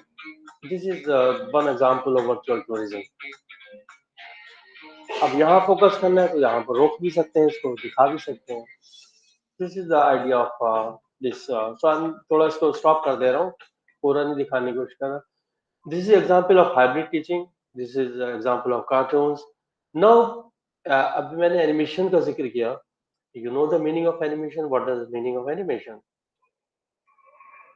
कि ये एक्चुअल नहीं है, एनिमेटेड है with the help of computer, they have generated this, कि इसमें पेड़ जो है इनहेल भी कर रहा है, एक्सहेल भी कर रहा है, कार्बन डाइऑक्साइड ले भी रहा है, ऑक्सीजन हमें दे रहा है।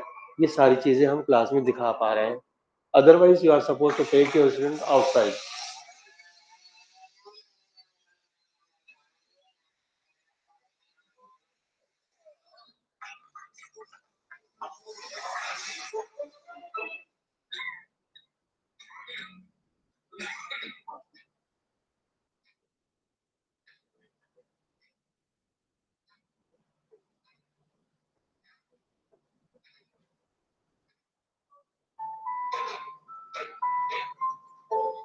तो इसमें आपने देखा कि अगर आप साइंस में, सोशल साइंस में, ज्योग्राफी में इस तरह की चीज पढ़ा रहे हैं, तो वो क्लास में कैसे बताएंगे कि इनहेल होता है, एक्सहेल होता है, ऑक्सीजन मिलती है, कार्बन डाइऑक्साइड लेते हैं सारी, और अगर जब ये ऑक्सीजन खत्म हो जाएगी तो क्या होगा? तो हम वर्बली बताते तो रहते हैं, लेकिन जो स्टूडेंट होता है वो कुछ सीख नहीं रहा होता उसके अंदर। So with the help of animation we can do that. ये है जो टेक्नोलॉजी है साइंसेस के अंदर, खासतौर से सिमुलेशन नेटवर्क का, applied virtual lab, virtual realities, laboratory control by distance and remote work benches are the future of that. पहले, आज से 15-20 साल पहले जो रिसर्चेस होती थी खासतौर से साइंसेस के अंदर, तो उस वक्त इंडिया में जो हमारी इंटरनेशनल लेवल की क्वालिटी जो लैब्स चाहिए होती थी, वो उतना इंफ्रास्ट्रक्चर नहीं था। अभी ये 15-20 साल में इतना ज़्यादा डेवलपमेंट हुआ है, तो इंडिया से बाहर लोग रिसर्च करने जाते थे, खासतौर से कनाडा, यूएस, जर्मनी और इटली, ये 4 सेंटर से एक्सीलेंट रिसर्चेस होती थी। तो वहाँ हम लोग जाते थे, सैंपल लेके जाते थे, वहाँ एक्सपेरिमेंट करते थे, डाटा लाते थे, फिर यहाँ आने के बाद में उसका डाटा एनालिसिस करते थे, फिर रिसर्च पीएचडी अवार्ड होती थी और रिसर्च जर्नल्स पब्लिश होते थे। अब ये है कि जब ये टेक्नोलॉजी आ गई तो अब आपको वहाँ जाने की जरूरत नहीं है, you just take an appointment there, उस मशीन का अपॉइंटमेंट लीजिए और अपना जो सैंपल है वहाँ भेज दीजिए, और इंटरनेट के जरिए से उस मशीन को यहाँ से कंट्रोल करें, और वो सारा का सारा डाटा आपके लैपटॉप के ऊपर आ जाएगा, और आपका 2 घंटे, 3 घंटे, 4 घंटे, जितनी देर का भी एक्सपेरिमेंट है, उतना करने के बाद वो डाटा आपके पास आ गया, और डाटा करके एनालिसिस कर लीजिए और उसको पब्लिश कर दीजिए। और अदरवाइज क्या होता था, लाखों रुपया खर्च होता था, 2-3 महीने वो लगते थे, जाते थे, आते थे, पैसा खर्च करते थे, इन्फॉर्मेशन लाया करते थे, उसके बाद एनालिसिस करते थे। तो ये कहलाती है ऑनलाइन वर्क बेंचेस कहलाती हैं, लेबोरेटरीज कंट्रोल्ड बाय डिस्टेंस कहलाता है कि you are suppose go there, use the same apparatus which is required, चाहे वो अमेरिका में हो या जर्मनी में हो, किसी भी कंट्री में हो, उसको आप यहाँ बैठ करके ही यूज कर लेंगे और अच्छा रिजल्ट प्रोड्यूस कर सकते हैं। एक ये है कि टीचिंग रिसोर्सेज को पोल कैसे करें।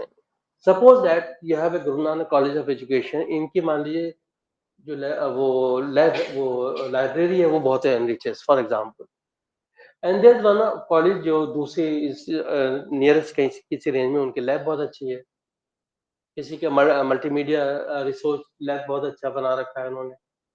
तो आइडिया ये है कि आप अपने इंस्टीट्यूशन को स्पेशलाइज बना लिए कि हमने जो हमारी लैब है, फिजिक्स लैब है, बेस्ट है, टेक्नोलॉजी है, मैथ, सारी चीजें इन्वॉल्व है। तो ये जो आपने बेस्ट बनाया है, अब आप केमिस्ट्री में दूसरे सब्जेक्ट में मत बनाइए। जो दूसरे इंस्टीट्यूशन से वो कोई केमिस्ट्री में बना रहा होगा, कोई फिजिक्स में बना रहा है, कोई बायोलॉजी में बना रहा है, कोई अपनी लाइब्रेरी को बहुत एनरिच कर रहा है, तो उन जो रिसोर्सेज है उनको पूल कर लीजिए कि जब आपको उनकी लैब यूज करना हो तो आप इंटरनेट के जरिए ऑनलाइन उनको यूज कर लीजिए। अपनी लाइब्रेरी की एक्सेस उन लोगों को दे दिए, वो वहां से बैठ करके ई बुक्स को कंसल्ट कर लें। तो this is the idea that when this technology is there, you are not supposed to invest huge amount of in different spaces in your institution। जो आसपास के इंस्टीट्यूशन है, बेस्ट इंस्टीट्यूशन, उनको use कर लीजिए ताकि बेस्ट रिसोर्सेज आप अपने स्टूडेंट्स को प्रोवाइड कर लें। ये आइडिया समझ में आया कि नहीं आया? आइडिया ये है कि आपको फिजिक्स लैब भी बनानी है, केमिस्ट्री बनानी है, बायोलॉजी बनानी है, लाइब्रेरी भी इक्विप करनी है, मल्टीमीडिया लैब भी करना है, और जो ज्योग्राफी लैब है उनको भी करना है, वो मत करिए। किसी एक चीज में स्पेशलाइज कर लीजिए और बाकी दूसरे कॉलेजेस या इंस्टीट्यूशन या यूनिवर्सिटीज के रिसोर्सेज को हम यूज कर लें तो ज्यादा अच्छा है। And this is possible when we have text technology. You know that games play a very important thing for stress management। आपको है ना, आपने देखा होगा वीडियो पे हर बार गेम्स हम देखते रहते हैं, हर एज ग्रुप के लोग देखते हैं। जब आप मेट्रो के अंदर होते हैं तो उसमें बच्चे अक्सर देख रहे हैं, वीडियो गेम्स देख रहे होते हैं। ये भी है कि introduce games in your teaching, अपने सब्जेक्ट के अंदर गेम देखिए, जो यूट्यूब पे मिल रहे हैं वो देखिए, इंस्टीट्यूशन से कहीं वो आपको दे देंगे, वो भी उनको दिखा दीजिए टेक्नोलॉजी के अंदर। सो दिस इज मीन्स दैट जो फ्यूचर है वो ऑनलाइन लर्निंग का है, ऑनलाइन एजुकेशन का है, ऑनलाइन टेक्नोलॉजी का है। जितने भी जो सर्विसेज प्रोवाइड हमें मिल रहे हैं मोबाइल फोन के अंदर, उसके अंदर उन सबको हमें यूज करना है। Artificial intelligence guided learning will be the most important thing in near future, and we have to be ready for. अपने आप को उसके लिए तैयार करना होगा कि हम इनको किस तरीके से यूज करेंगे। We can not deny use of artificial intelligence, artificial is artificial, लेकिन इतना ज्यादा यूज होने लगेगा कि आप मजबूर होंगे कि उसको यूज करें। And I am living all these thing क्योंकि इनका डिफरेंस क्या है, वर्चुअलाइजेशन क्या है। दे यू नो दैट इंडिया में हम लोग बस सिर्फ दो सर्च इंजन यूज करते हैं, याहू करते हैं या गूगल करते हैं, लेकिन दुनिया में बहुत सारे सर्च इंजन होते हैं जो हम यूज नहीं कर रहे होते हैं। कभी कभी याहू पर या गूगल पे कोई इंफॉर्मेशन अगर आपको नहीं मिले, वो तो आपको प्रोवाइड करेगा, लेकिन जो आपको चाहिए वो नहीं मिल पा रही है। तो what we have to do कि जो दूसरे सर्च इंजन हैं उनको भी कभी कभी क्लिक करके देख लें, हो सकता है वो इंफॉर्मेशन उनके पास हो। जब भी कोई चीज आप मांगते हैं ना, वो कुछ ना कुछ डिस्प्ले कर देते हैं। So sometimes it is useful, sometimes it's not useful. So this means we can also explore for other search engines. There are n number of search engines are there. उनको भी यूज कर सकते हैं। We can use social networking for our teaching and learning। पहले जमाना था कि mobile phone class में अलाउड नहीं होते थे, मोबाइल फोन इंस्टीट्यूशन में अलाउड नहीं होते थे, और आजकल क्या है कि मोबाइल फोन क्लास के अंदर भी अलाउ कर दिए गए हैं कि आप क्लास में बैठे हैं, आप टीचर पढ़ा रहे हैं, आप अगर आप मोबाइल फोन को देख रहे हैं, there is no harm in that. There are bar technology. आपने देखा होगा कि बहुत सारे लैंग्वेज मॉडल हैं जो आप अगर उस पर टाइप कर दें, थीम टाइप कर दें, पूरा वो लिटरेचर इंफॉर्मेशन आपको प्रोवाइड कर देते हैं। जिसमें एक बार्ड है, लैम्डा है, और बार्ड स्पेस है, बार्ड टेक्नोलॉजीज है, गूगल जेमिनी है। ये वो है जो टीचिंग के अंदर हम सबको यूज करना है। चैट जीपीटी बहुत पॉपुलर है, चैट जीपीटी इंडिया में बहुत पॉपुलर है, लेकिन बार्ड टेक्नोलॉजी भी गूगल का ही है। वो शायद कहते हैं कि चैट जीपीटी ज़्यादा इंटरेस्टिंग है, उसको भी यूज़ करना सीख लीजिए, ऐसे इंफॉर्मेशन आपको कलेक्ट करनी है। और कहा ही जा रहा है कि there is a collaboration between technology and human being. जब तक आप शेक हैंड नहीं करेंगे टेक्नोलॉजी से, उस वक्त तक आप सरवाइव नहीं कर पाएंगे। आज के वक्त में कोई अगर ये कहे कि नहीं, I don't want to internet, I don't want to use internet, I don't want this mobile phone, वो सरवाइव नहीं कर सकता। कर सकता है कि नहीं कर सकता है? आज बगैर मोबाइल फोन के आप जिंदा रह सकते हैं कि नहीं? व्हाट्सएप देखे बगैर नहीं रहते ना, फेसबुक पे जरूर जाना है, सोशल नेटवर्क जरूर, वो ज्यादा इंपॉर्टेंट है। So that is possible with the help of mobile phone and other things. So this means when you are becoming a teacher, good teacher you have to use all these technology। तो उसके लिए आपको update रहना पड़ेगा। आज सुबह में क्या नया आ गया आपके सब्जेक्ट के अंदर, क्या नई टेक्नोलॉजी आ गई, जो सोशल नेटवर्किंग के अंदर क्या क्या नई नई चीजें आ गई, बार टेक्नोलॉजी हमें क्या नया दे रहा है, व्हाट्सएप चैट जीपीटी हमें क्या दे रहा है। तो आगे जब तक आप वो सारी चीजें अपडेट नहीं करेंगे, तो आप अच्छे एक सक्सेसफुल टीचर नहीं होंगे। अब जैसे आजकल चल रहा है competition, Bard versus ChatGPT चल रहा है कि कौन सा वाला ज्यादा अच्छा, दोनों गूगल वालों ने बनाए, लेकिन लोग कहते हैं Bard is better than ChatGPT. तो चैट जीपीटी में शायद 2020 तक की इंफॉर्मेशन वो प्रोवाइड करता है, बार्ड उसके आगे की भी इंफॉर्मेशन आपको प्रोवाइड कर देता है। मिड जर्नी आर्टिफिशियल टूल्स है जो टीचिंग है, माइक्रोसॉफ्ट बिंग है, फेसबुक का बहुत यूज हो रहा है, लेकिन हम फोटो वोटो लगाते रहते हैं, कहाँ आए ये सारी चीज इंफॉर्मेशन देते हैं। एजुकेशन में क्या यूज होगा वो भी देखते रहना चाहिए। विकिपीडिया जो है वो बहुत इंटरेस्टिंग इंफॉर्मेशन प्रोवाइड करते हैं, लेकिन कई बार वो रिलायबल नहीं होता है, उसको हम कभी यूज करें कभी यूज ना करें। WhatsApp is best source of information. आपने देखा होगा मीडिया पे व्हाट्सएप यूनिवर्सिटी कहने लगे हैं लोग इसको, क्योंकि बहुत सारी इंफॉर्मेशन, फेक भी इंफॉर्मेशन हमें प्रोवाइड करता है। Blogs are also that you can use your blogs also for teaching. Twitter is not very popular in India, but this is also one important thing. 3D graphics है वो technology के जरिए से use होता है। Big data means कि आपको बहुत सारी इंफॉर्मेशन होती है, लेकिन हम अपनी जिंदगी में, लाइफ में वो सारी इंफॉर्मेशन को यूज नहीं कर रहे होते। तो जब आप इंफॉर्मेशन नहीं यूज कर रहे हैं तो आप उसको लॉस्ट कर रहे हैं। तो दिस मीन्स कि अपनी लाइफ के अंदर, प्रोफेशनल लाइफ के अंदर आपका इतनी ज़्यादा इन्फॉर्मेशन है, हम उस सारी इन्फॉर्मेशन को अपनी टीचिंग में, प्रोफेशनल लाइफ में यूज़ नहीं कर रहे होते। उन सबको आप अपनी एनर्जी से आपने उस इन्फॉर्मेशन को कलेक्ट किया, लेकिन हम उन सारी इन्फॉर्मेशन यूज़ नहीं कर रहे। तो इसके लिए भी बहुत सारे टूल्स हैं कि ब्लॉकचेन है, मेटावर्स है, different things are also there. So modes of virtual education with new technologies, virtual classroom, hypertext courses, video-based courses, audio-based courses, animated courses, web-supported textbook courses, peer-to-peer courses, chat room, voicemail, email, many things are there which can be. एक serious thing ये है कि जब हम बहुत technology को use करने लगे तो neuro problems are started with human beings. Nervous system पे इसका इम्पैक्ट हो रहा है। 24 घंटे ना तो आप मोबाइल फोन को अपने पास रखिए, देखिए, 24 घंटे अपने लैपटॉप को भी अपने आप नहीं रखिए सामने। When you are continuously seeing things on the this, you are also exposed with the different kind of radiations. ये जो मोबाइल फोन है, जब आपका वो नेटवर्क नहीं मिल रहा होता है ना आपका, और आप कान पे लगाते हैं, नेटवर्क नहीं मिल रहा होता है, उस वक्त रेडिएशंस का एक्सपोजर हमारा ज्यादा हो रहा है। कभी सिग्नल स्ट्रांग आ गया, कभी सिग्नल स्लो हो गया, कभी स्ट्रंग हो गया, तो वो उसका एक्सपोजर क्या हो रहा है, हम कान के पास रखे हुए हैं, आपका जो नर्वस सिस्टम है उसका एक्सपोजर उसका ज्यादा हो रहा है, तो उसके जो है साइड इफेक्ट शुरू हो जा रहे हैं।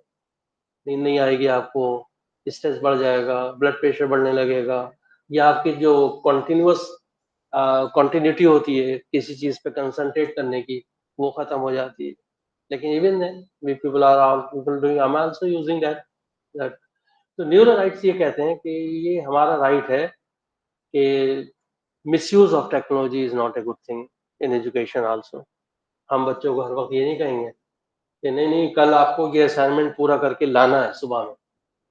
जब आपको लाना है तो 24 घंटे वो इंटरनेट, इस मोबाइल फोन पे बैठा रहेगा।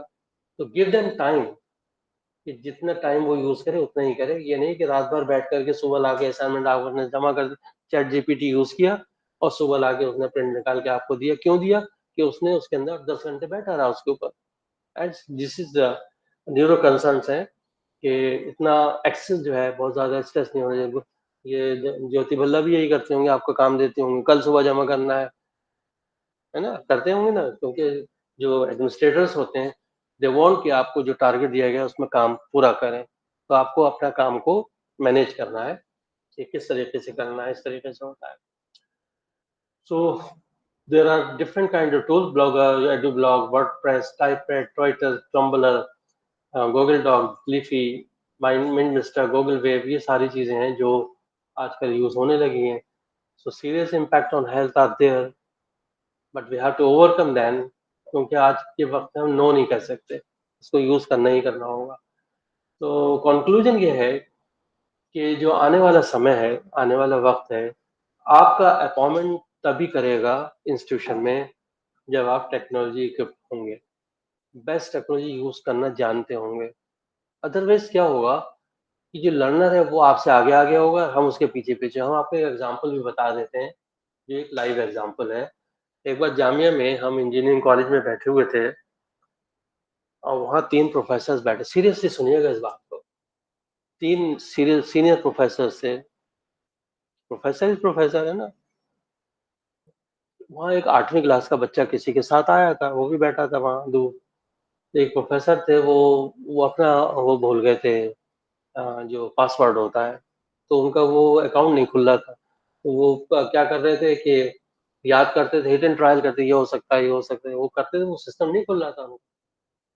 वो 8वीं क्लास का बच्चा, फेस रीडर बहुत स्ट्रांग होते हैं बच्चे आजकल, वो उनको देख रहा था कि कुछ परेशान हो रहे हैं। उसने कहा, uncle you have some problem with your system, can I help you? कहने, no no no please sit down, sit down. थोड़ी देर फिर देखता रहा, फिर उसने कहा, uncle you have some problem with your system, can I help you? कहने, नहीं बेटा बैठ जाओ, सिट डाउन। जो आज का लर्नर है ना, अगर वो कोई चीज जानता है ना, वो आपको बता के मानेगा। वो थोड़ी थोड़ी दूर आके पास आ गया। अब वो अंकल इसलिए कह रहा था कि वो तो जानता नहीं सर क्या होता है, प्रोफेसर क्या होता है। उसे कहने, uncle you have some problem with your computer, can I help? तो गुस्सा आ गया। कहने, how can you help me? I forgot my this password. कहने, गिव मी। उसको दिया, उसने खोल दिया। जब उसने उनका अकाउंट खोल दिया तो प्रोफेसर साहब कहने, अरे बेटा आपने ये कैसे खोला? कहने, अंकल मैंने आपका अकाउंट खोल दिया, अब आप अपना पासवर्ड चेंज कर लो and then you start working on that. कहने, नहीं नहीं बेटा, आप मुझे बताओ कि आपने अकाउंट। कहने, वो अंकल मैं नहीं बताऊंगा, क्योंकि वो इथिक्स के खिलाफ है कि किसी का पर्सनल इंफॉर्मेशन वो एक्सेस नहीं करना चाहिए या अकाउंट में नहीं जाना चाहिए। तो कहने, तुमने क्यों मेरा अकाउंट क्यों खोला? कहने, इस मैंने आपकी मदद की, हेल्प की। लेकिन हमारे स्कूल में एक माइक्रोसॉफ्ट वाले टीम आई थी, उन्होंने हमें बहुत सारी चीजें सिखाई थी। उसमें एक चीज ये भी सिखाई थी कि आप इस तरीके से एक्सेस कर सकते हैं, लेकिन उस वक्त ये भी कह दिया था कि you are not suppose to use this technique in opening of account of others. लेकिन अगर सिखाना पड़े तो सिखा दीजिएगा। उस दिन हम 3 लोगों ने क्या सीखा? उस दिन हम 3 लोगों ने ये सीखा कि ये 8वीं क्लास का बच्चा जो है, वो भी बहुत सारी चीजें जानता है जो एक 3 प्रोफेसर भी नहीं जानते। तो what I am saying here, sitting here on the dice, it does not mean कि आप बहुत सारी चीजें नहीं जानते हैं। जो मैंने बताई हैं, हो सकता है उसमें से कुछ चीजें आप नहीं जानते हो, कुछ जानते हो, लेकिन बहुत सारी चीजें वो भी हैं जो आप जानते हैं, मैं नहीं जानता हूँ। तो education is a two way process, not one way process. One way, two way means कि कुछ मैं आपको बताऊंगा, कुछ आप मुझे बताएंगे। जो 8वीं क्लास का बच्चा बता के गया, वो ये उस दिन हमें कन्विंस करके गया कि अगर मुझे कोई इन्फॉर्मेशन आपसे मिल रही है, मुझे वो ले लेनी चाहिए इन्फॉर्मेशन, और जो मुझे आती है वो मैं आपको information. Sharing is important in future of education, which is not from the teacher side, expert side, to the learner side. So this means what is important is nowadays is to use whatever resources are there. Internet के through आप different experts को contact भी कर सकते हैं, और आज के समय में अच्छे लोग वो ज्यादा होते हैं, खराब लोग कम होते हैं। अच्छे मीन्स कि अगर आप किसी को मैसेज देते हैं ऑनलाइन, तो वो ये सोचेगा कि आपने उनको मैसेज दिया है, कोई चीज़ वो सीखना चाहते हैं, वो चाहते हैं कि आप मैं उसको बताऊं, तो you will give the response of date, आप कॉन्टेक्ट कर लेंगे। द ओनली थिंग इज कि उसमें सीरियसनेस होनी चाहिए। तो दुनिया का कहीं भी, इंडिया में, इंडिया के बाहर, किसी भी कंट्री के एक्सपर्ट से बात करना चाहते हैं, टीचर से बात करना चाहते हैं, चैट बॉक्स करना चाहते हैं, मैसेज देना चाहते हैं, मैसेज लेना चाहते हैं, गाइडेंस लेना चाहते हैं, that is possible now days, जो पहले नहीं थी। किसी बेस्ट टीचर से आप बात करना चाहते हैं इंडिया में, वो करेगा आपसे बात, क्योंकि उसे लगेगा कि आपने उसको चॉइस, मुझे आप मैसेज भेजा है तो मुझे उसे रेस्पॉन्ड करना चाहिए। तो टेक्नोलॉजी में ये रेस्पॉन्सिबिलिटी भी बढ़ गई है, एक्सपर्ट्स की भी बढ़ गई है, कि अगर मैं आपसे कोई इन्फॉर्मेशन लेना चाहता हूँ तो आप मुझे बताइए, और जो मैं जानता हूँ मैं आपको शेयर करूँ। तो इसमें रिलीजन, बॉर्डर्स, कलर, रेस, ये चीज़ें सारी खत्म हो गई। कोई ब्लैक है अमेरिका में, वो जाना एक्सपर्ट है तो आप उससे बात करिए, किसी भी रिलीजन का आप उससे बात करिए। पर्पस इज दैट कि मुझे वो इन्फॉर्मेशन मिल जाए, and otherwise you have to go there. वो कभी समय देगा, कभी किसी कॉलेज में आप जाएंगे, वो उसका टाइम होगा तो देगा, और नहीं देगा तो आप इसके थ्रू मैसेज भेजेंगे, तो वो जिस समय मिलेगा वो आपसे बात कर लेगा, और आपकी जो रिक्वायरमेंट होगी वो रिक्वायरमेंट आपकी पूरी हो जाएगी। यू नो, बिल गेट का आपने नाम सुना होगा। आपको भूख तो नहीं लग रही? लंच इंतजार कर रहा होगा, थोड़ा सा 10 मिनट और करते हैं फिर। बिल गेट का नाम सुना होगा, क्या है? मैं बिल गेट का नाम सुना है? क्या है ये? One of the richest person है दुनिया का। बिल गेट का कहना यह है, if your business is not on the internet then your business will be out of business. इसका मीनिंग ये है कि अगर आप इंटरनेट यूज नहीं कर रहे हैं तो आप फ्यूचर में सर्वाइव नहीं करेंगे। जो भी बिजनेस, और टीचिंग इज ए बिजनेस। अगर आप टीचर हैं, रिसर्चर हैं, प्रोफेसर हैं, एक्सपर्ट हैं, आपका बिजनेस है, अगर इंटरनेट के बगैर तो होगा ही नहीं, कम्युनिकेशन नहीं होगा। आइसोलेशन में दुनिया आज नहीं चलती है। जब तक आप एक दूसरे की हेल्प नहीं करेंगे आगे नहीं बढ़ेगा। तो बिल गेट का कहना ये है कि अगर आप इंटरनेट यूज नहीं कर रहे हैं तो फ्यूचर आपका एलिमिनेशन होने वाला है, इंस्टीट्यूशन आपको जल्दी बाहर कर देगा। This is a quote, it does not mean only internet. All technology, all जो भी है, animation, simulation, cartoon, tourism, everything, blended, hybrid, immersive, everything की अपडेट होना जरूरी है, तब आप सर्वाइव करेंगे। So what does we have to do? Get ready to use technology and best of luck. And the important thing is कि अब जो सिलेक्शन हो रहा है टीचर्स का फ्यूचर में, जो हम लोग भी जाते हैं कभी कभी, वहाँ पे सब्जेक्ट के क्वेश्चन तो होते ही होते हैं। एट द सेम टाइम ये भी पूछा जाता है आपको टेक्नोलॉजी कितना अच्छा यूज करना आता है। और सेम डे वो आपसे कहेंगे भी नहीं कि आपका सिलेक्शन हो गया, वो कहेंगे आप 3 दिन आइए, हम आपको क्लास अलॉट कर रहे हैं, आप जाइए क्लास में टीचिंग करिए, और जो एडमिनिस्ट्रेटर होगा अपने चैम्बर में बैठ के देखता रहेगा आप क्लास में क्या कर रहे हैं। वो देखेगा कि आप टेक्नोलॉजी यूज कर रहे हैं, वो देखेगा कि आपने इंटरनेट को इंटीग्रेट किया कि नहीं किया, वो देखेगा कि आपका जो पीपीटी था बेस्ट था, वो ये देखेगा पिलर्स आप उसमें यूज कर रहे हैं कि नहीं कर रहे हैं। अगर वो कन्विंस होगा तब आपका अपॉइंटमेंट होगा। अदरवाइज मैं और आप कहते रहें कि मेरे पास तो A+ है, ग्रेड है, या मेरा तो फर्स्ट डिवीजन है, मैं तो बेस्ट, मेरा CV है, उससे काम नहीं चलेगा। स्किल्स जो है, जो इसमें हमने दिखाया ना, स्किल्स जो है, जो दूसरा वाला वीडियो दिखाया था इंटेलिजेंस का, वो जरूरी है। और दूसरी चीज ये है कि ये सब तो आप करें ही करें, सब्जेक्ट आप अच्छा करें, कम्युनिकेशन जो जबान है, लैंग्वेज है, वो आपकी अच्छी होनी चाहिए, राइटिंग स्किल अच्छा होना चाहिए, ब्लैक बोर्ड वर्क भी अच्छा होना चाहिए, और उसके साथ टेक्नोलॉजी बेस्ट यूज करना आना चाहिए। दूसरी चीज ये है कि जो आपका इंटरेस्ट है, हर टीचर, हर स्टूडेंट का, हर इंडिविजुअल को कोई ना कोई इंटरेस्ट भी होता है, तो वो इंटरेस्ट भी आप साथ साथ साथ लेके चलें। बहुत मुमकिन है आप उसमें एक्सेल कर दें, उसके अंदर कोई अच्छा काम कर लें। तो कभी भी अपनी क्लास में किसी बच्चे को अगर कोई क्वेश्चन पूछना चाहता है, उससे क्वेश्चन पूछने दो,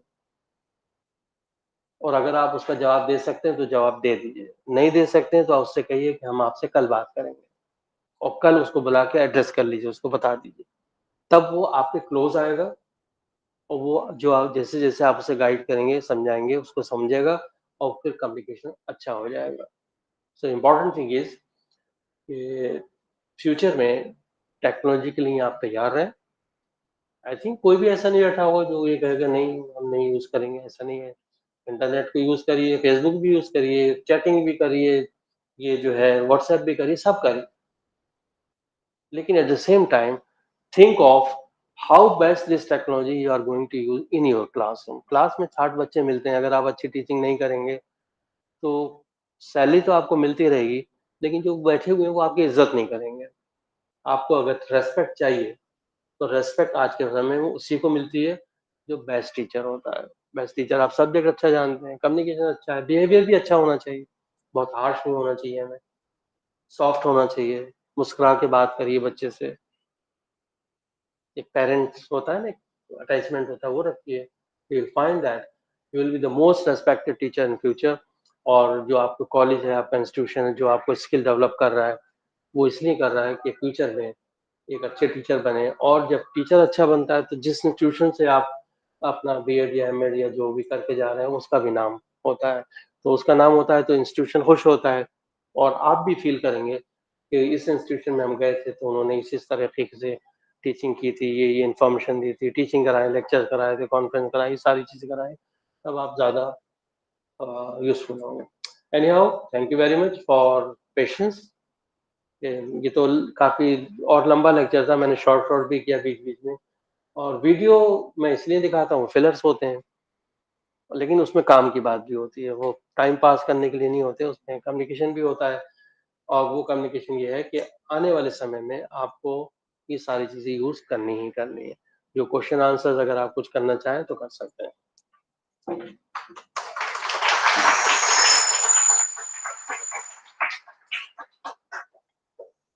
Now open for question answers.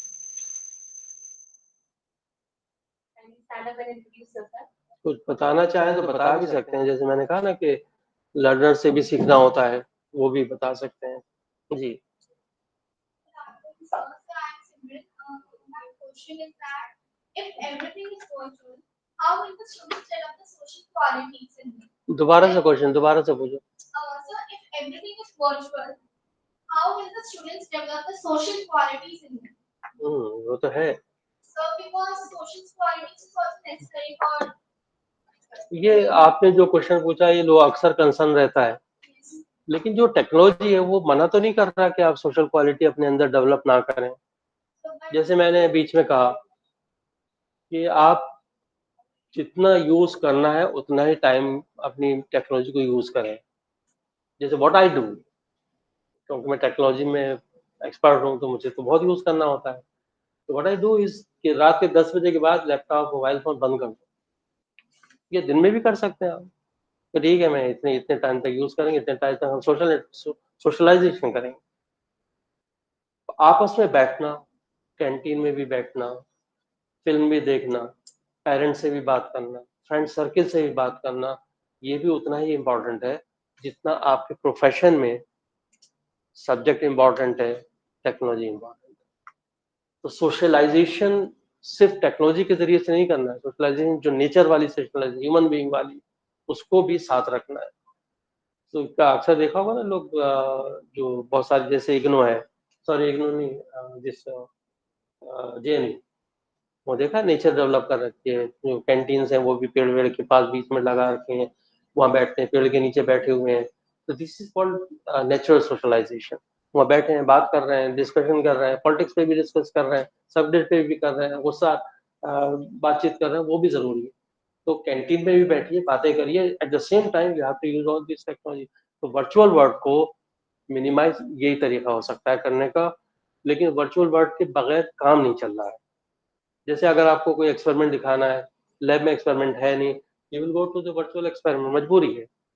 अच्छा तो ये है कि आप लैब में ले जाएं कराएं, जब नहीं है तो मजबूरी है, उससे भी काम चल जाता। मैं एक दो चीजें, अगर आप टाइम दें तो मैं एक दो चीजें और आपको दिखा दूं।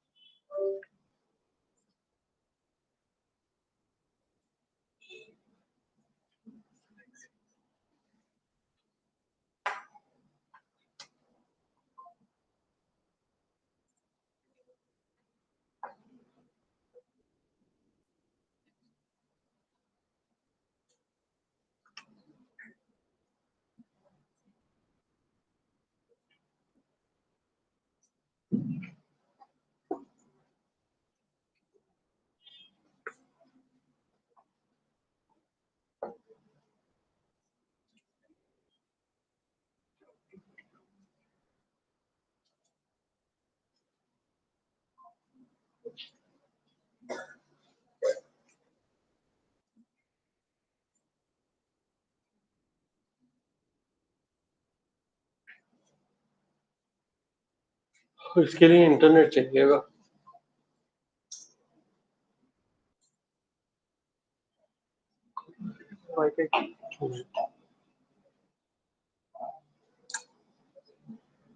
टेक्स्ट वाईफाई सेटिंग, वाईफाई इसमें खुद आ जाता है।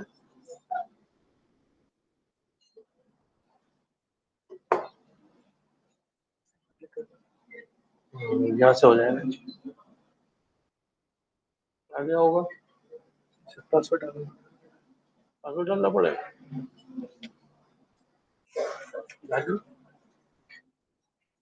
शो नहीं कर रहा ना, वाईफाई शो नहीं कर रहा।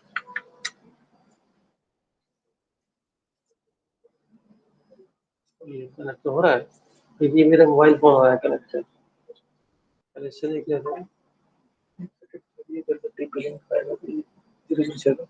ये वाला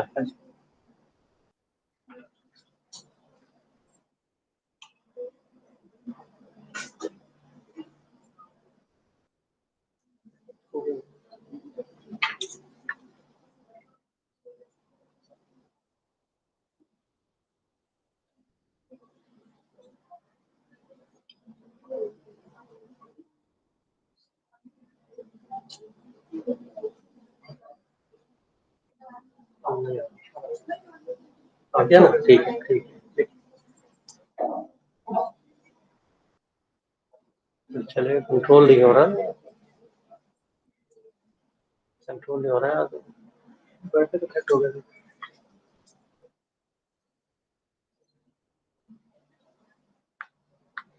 ये जब तो स्क्रीन पे नहीं आएगा ना, ये काम नहीं करेगा। यहाँ स्क्रीन पे भी डिस्प्ले होना चाहिए। इसके अलावा तो सारा आ रहा है, पहले पीपीटी आ रही है आपकी।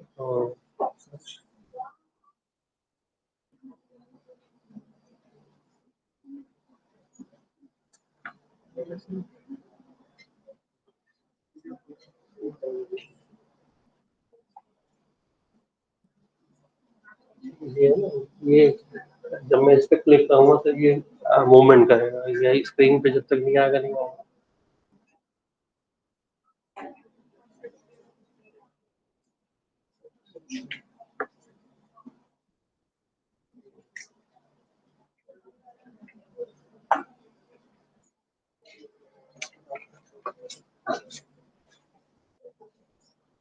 इस वीडियो में कुछ इशू है तो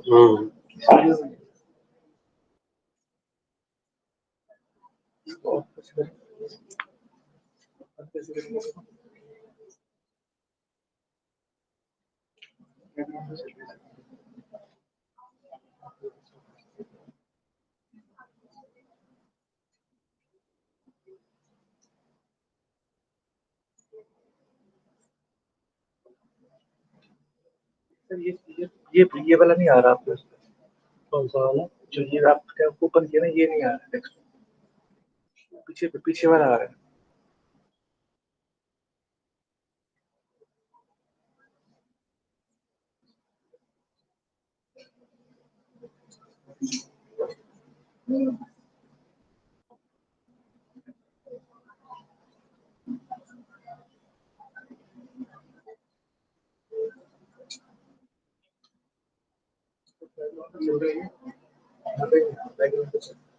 तो वहाँ पे टच करते देखना, वहाँ तो नहीं होगा।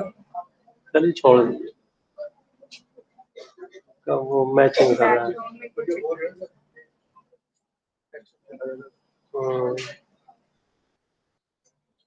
नहीं हो नहीं पाएगा शायद। कोई बात नहीं, छोड़ दीजिए। यूट्यूब पे मुझे पर याद नहीं कहाँ से लिया। चलिए छोड़ दीजिए, ये छोड़ दीजिए, ठीक है।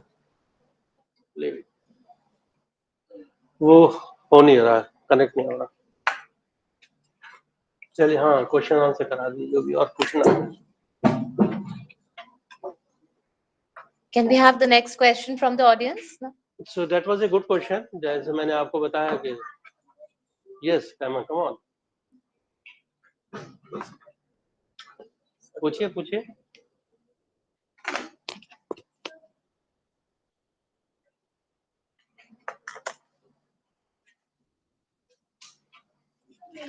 वर्चुअल क्लास की बात बट अभी रिसेंटली एजुकेशन में बोला गया है कि हमें लर्निंग बाय डूइंग पे फोकस करना है। काय पे फोकस करना है? सर अभी हमें एजुकेशन में एनपी 2020 में बोल रहा है कि हमें लर्निंग बाय डूइंग पे फोकस करना है। हाँ, यस। सर उससे वो चीज की प्रॉब्लमैटिक है। Right, very right. बहुत रेलेवेंट क्वेश्चन है आपका कि अगर हम वर्चुअल वर्ड करेंगे तो लर्निंग बाय डूइंग तो होगा नहीं। हाँ, बैठिए, let me try to give the answer of that. You may please sit down.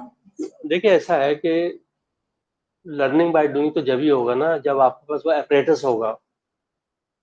मैंने कहा कि वर्चुअल वर्ड को जब यूज करना है जब हमारे पास एक्चुअल चीजें नहीं है।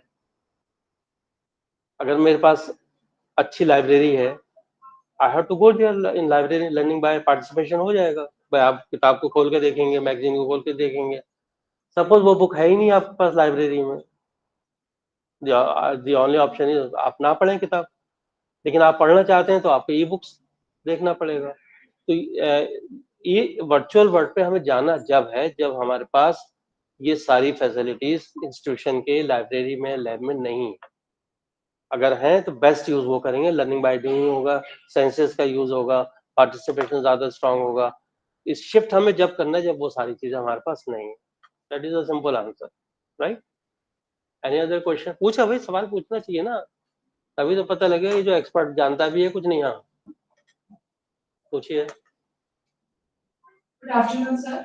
सर जैसे आपने अपनी प्रेजेंटेशन में 1G, 2G, 3G और 5G के बारे में बताया, तो लाइक मैंने रिसेंटली एक आर्टिकल पढ़ा था कि जैसे 5G जैसे इंट्रोड्यूस हुआ है तो उसकी रेडिएशंस इतनी हार्मफुल है, वो नेचर को इफेक्ट कर रहा है, तो like this can be a drawback to the emerging technology. देखिए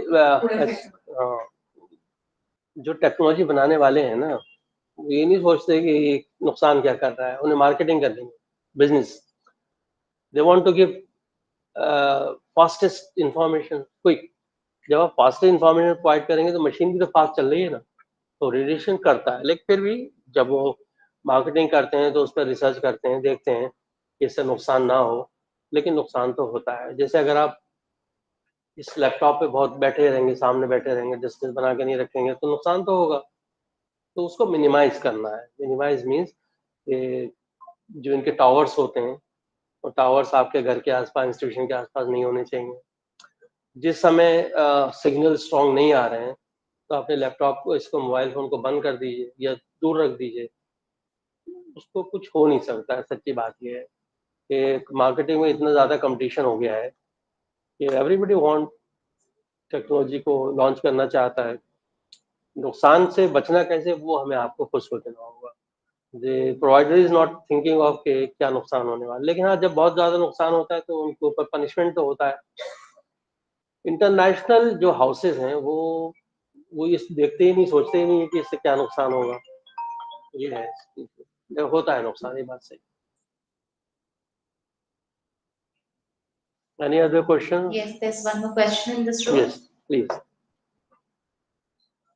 सर जैसे आपने बोला कि ये मल्टीपल इंटेलिजेंस होती है और बच्चे एक जगह नहीं बैठते, और हम जनरली प्रैक्टिस देखते हैं स्पेशली इंडिया में कि जब बच्चा थोड़ा 2-2.5 साल का होता है तो पेरेंट्स बोलते हैं तो आगे बढ़े भेजते हैं, मतलब फोकस की बैठना सीखते हैं।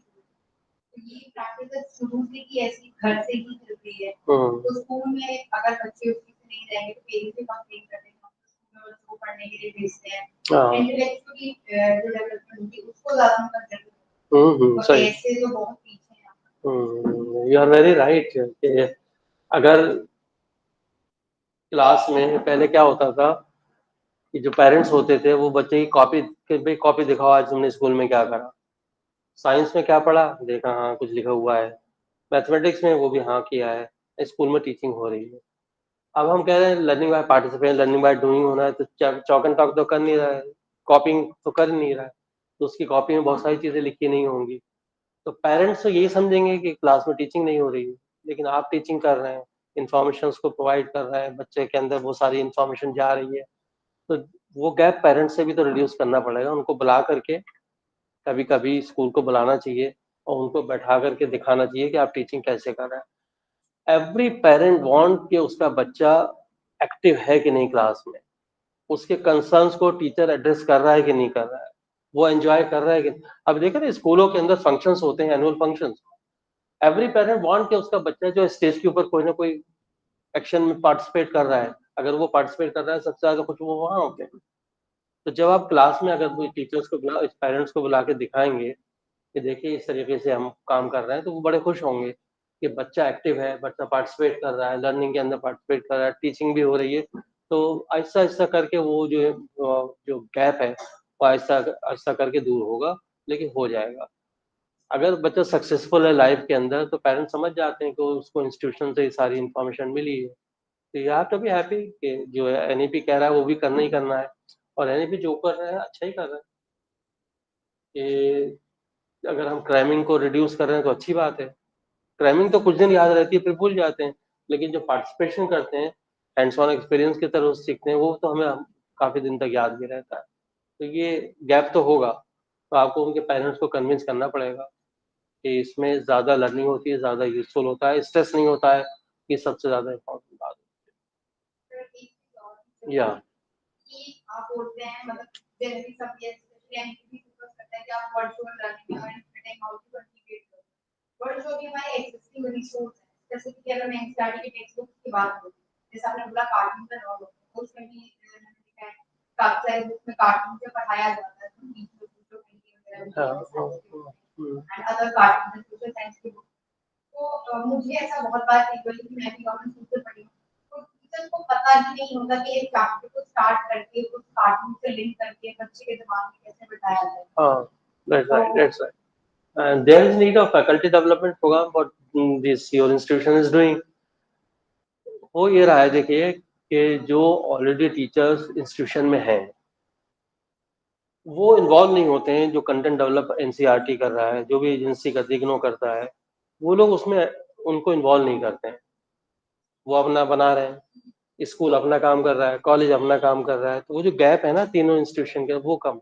तो आपका जो कंसर्न है वो ये है कि जो इस टीचर है उसे तो पता ही नहीं है, और वो वहाँ पे बना रहे हैं उस तरह की किताबें सारी चीज के, तो उनको उनको बुलाना चाहिए, कंटेंट डेवलपमेंट में भी पार्टिसिपेट करना चाहिए, फिर उसकी ट्रेनिंग भी देना चाहिए कि इसको आप क्लास में कैसे यूज करेंगे। और फैकल्टी डेवलपमेंट प्रोग्राम वो बेसिकली यही करता है। होते हैं जगह जगह, आप कितने सीरियसली उसको करते हैं वो अलग बात है, लेकिन अगर कंटेंट वहाँ डेवलप इस तरह का हो रहा है, वही कंटेंट हमें क्लास में ट्रांसलेट करना है, तो हमें उसको सीखना तो पड़ेगा। ये चीज हो रही है जो आप कह रहे हैं, ये विजिबल है, लेकिन आहिस्ता आहिस्ता करके होता है, थोड़ा एकदम तो होता नहीं है, एकदम चेंज नहीं होता है, चेंज आहिस्ता आहिस्ता करके होता है, हो जाएगा। Yes please. देखिए आपकी यहाँ अच्छे स्टूडेंट है, बहुत क्वेश्चन पूछ रहे हैं। Yes. Sir my question is कि कई बच्चे मोबाइल का टेक्नोलॉजी का मिसयूज भी करते हैं, लाइक होमवर्क कर रहे हो कि मैं पेरेंट्स को पर होमवर्क के लिए मोबाइल इंडिया पेरेंट्स को बोलेंगे हम देखते हैं, और तो ऐसे आप क्या रेकमेंड करेंगे पेरेंट्स या स्टूडेंट्स को?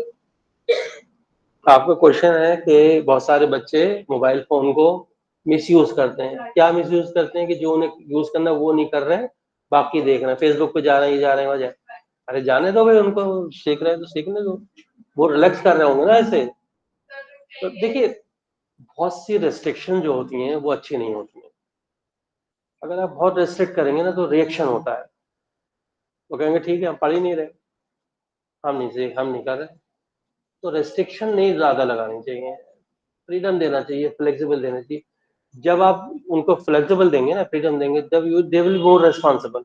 वो कहेंगे नहीं नहीं पेरेंट्स तो हमें मना नहीं कर रहे, नहीं आप हमें अब तो काम करना चाहिए, तो काम करेंगे। Every learner, every child is a responsible child, every learner is responsible. तो हमें लगता है कभी कभी मिसयूज कर रहे हैं, लेकिन वो यूज ही कर रहे होते हैं। अब जिसको सोचना है कि मुझे मिसयूज करना है, वो तो आप रोक नहीं सकते उसको, तो करने दीजिए। लोग यूजफुल ही करते हैं ज्यादातर काम। जो हमें लगता है कि पेरेंट्स को तो खास तौर से लगता है कि उनके बच्चे जो है सही से काम नहीं कर रहे हैं।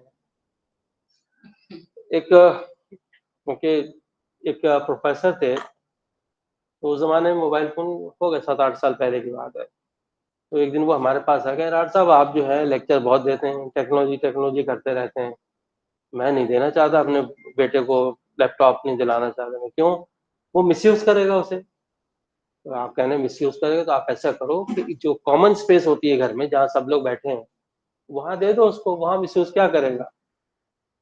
तो उसको दे दिया उन्होंने, हमारे कहने पे दे दिया। प्रोफेसर रैंक का आदमी भी ये नहीं समझ पा रहा था कि ये टेक्नोलॉजी देना ही पड़ेगी, मिसयूज हो जाएगा। कोई मिसयूज नहीं हुआ, उस लड़के ने टॉप किया अपने इंस्टीट्यूशन के अंदर। तो ऐसा नहीं है कि अब फ्री टाइम होता है तो आदमी देखता ही है, देखते हैं, हम लोग भी तो देखते हैं, फेसबुक पे जा रहे हैं, सोशल नेटवर्किंग कर रहे हैं, व्हाट्सएप पे जा रहे हैं, शेयरिंग कर रहे हैं, दोस्ती कर रहे हैं, लेट देम डू।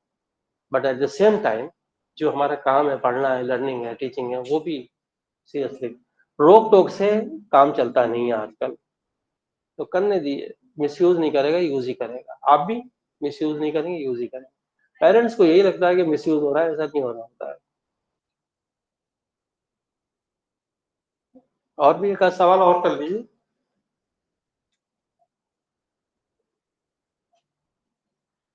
चलिए, देयर इज नो क्वेश्चन, भूख लग रही है सब लोगों को अब। Thank you so much, sir, for such an informative session.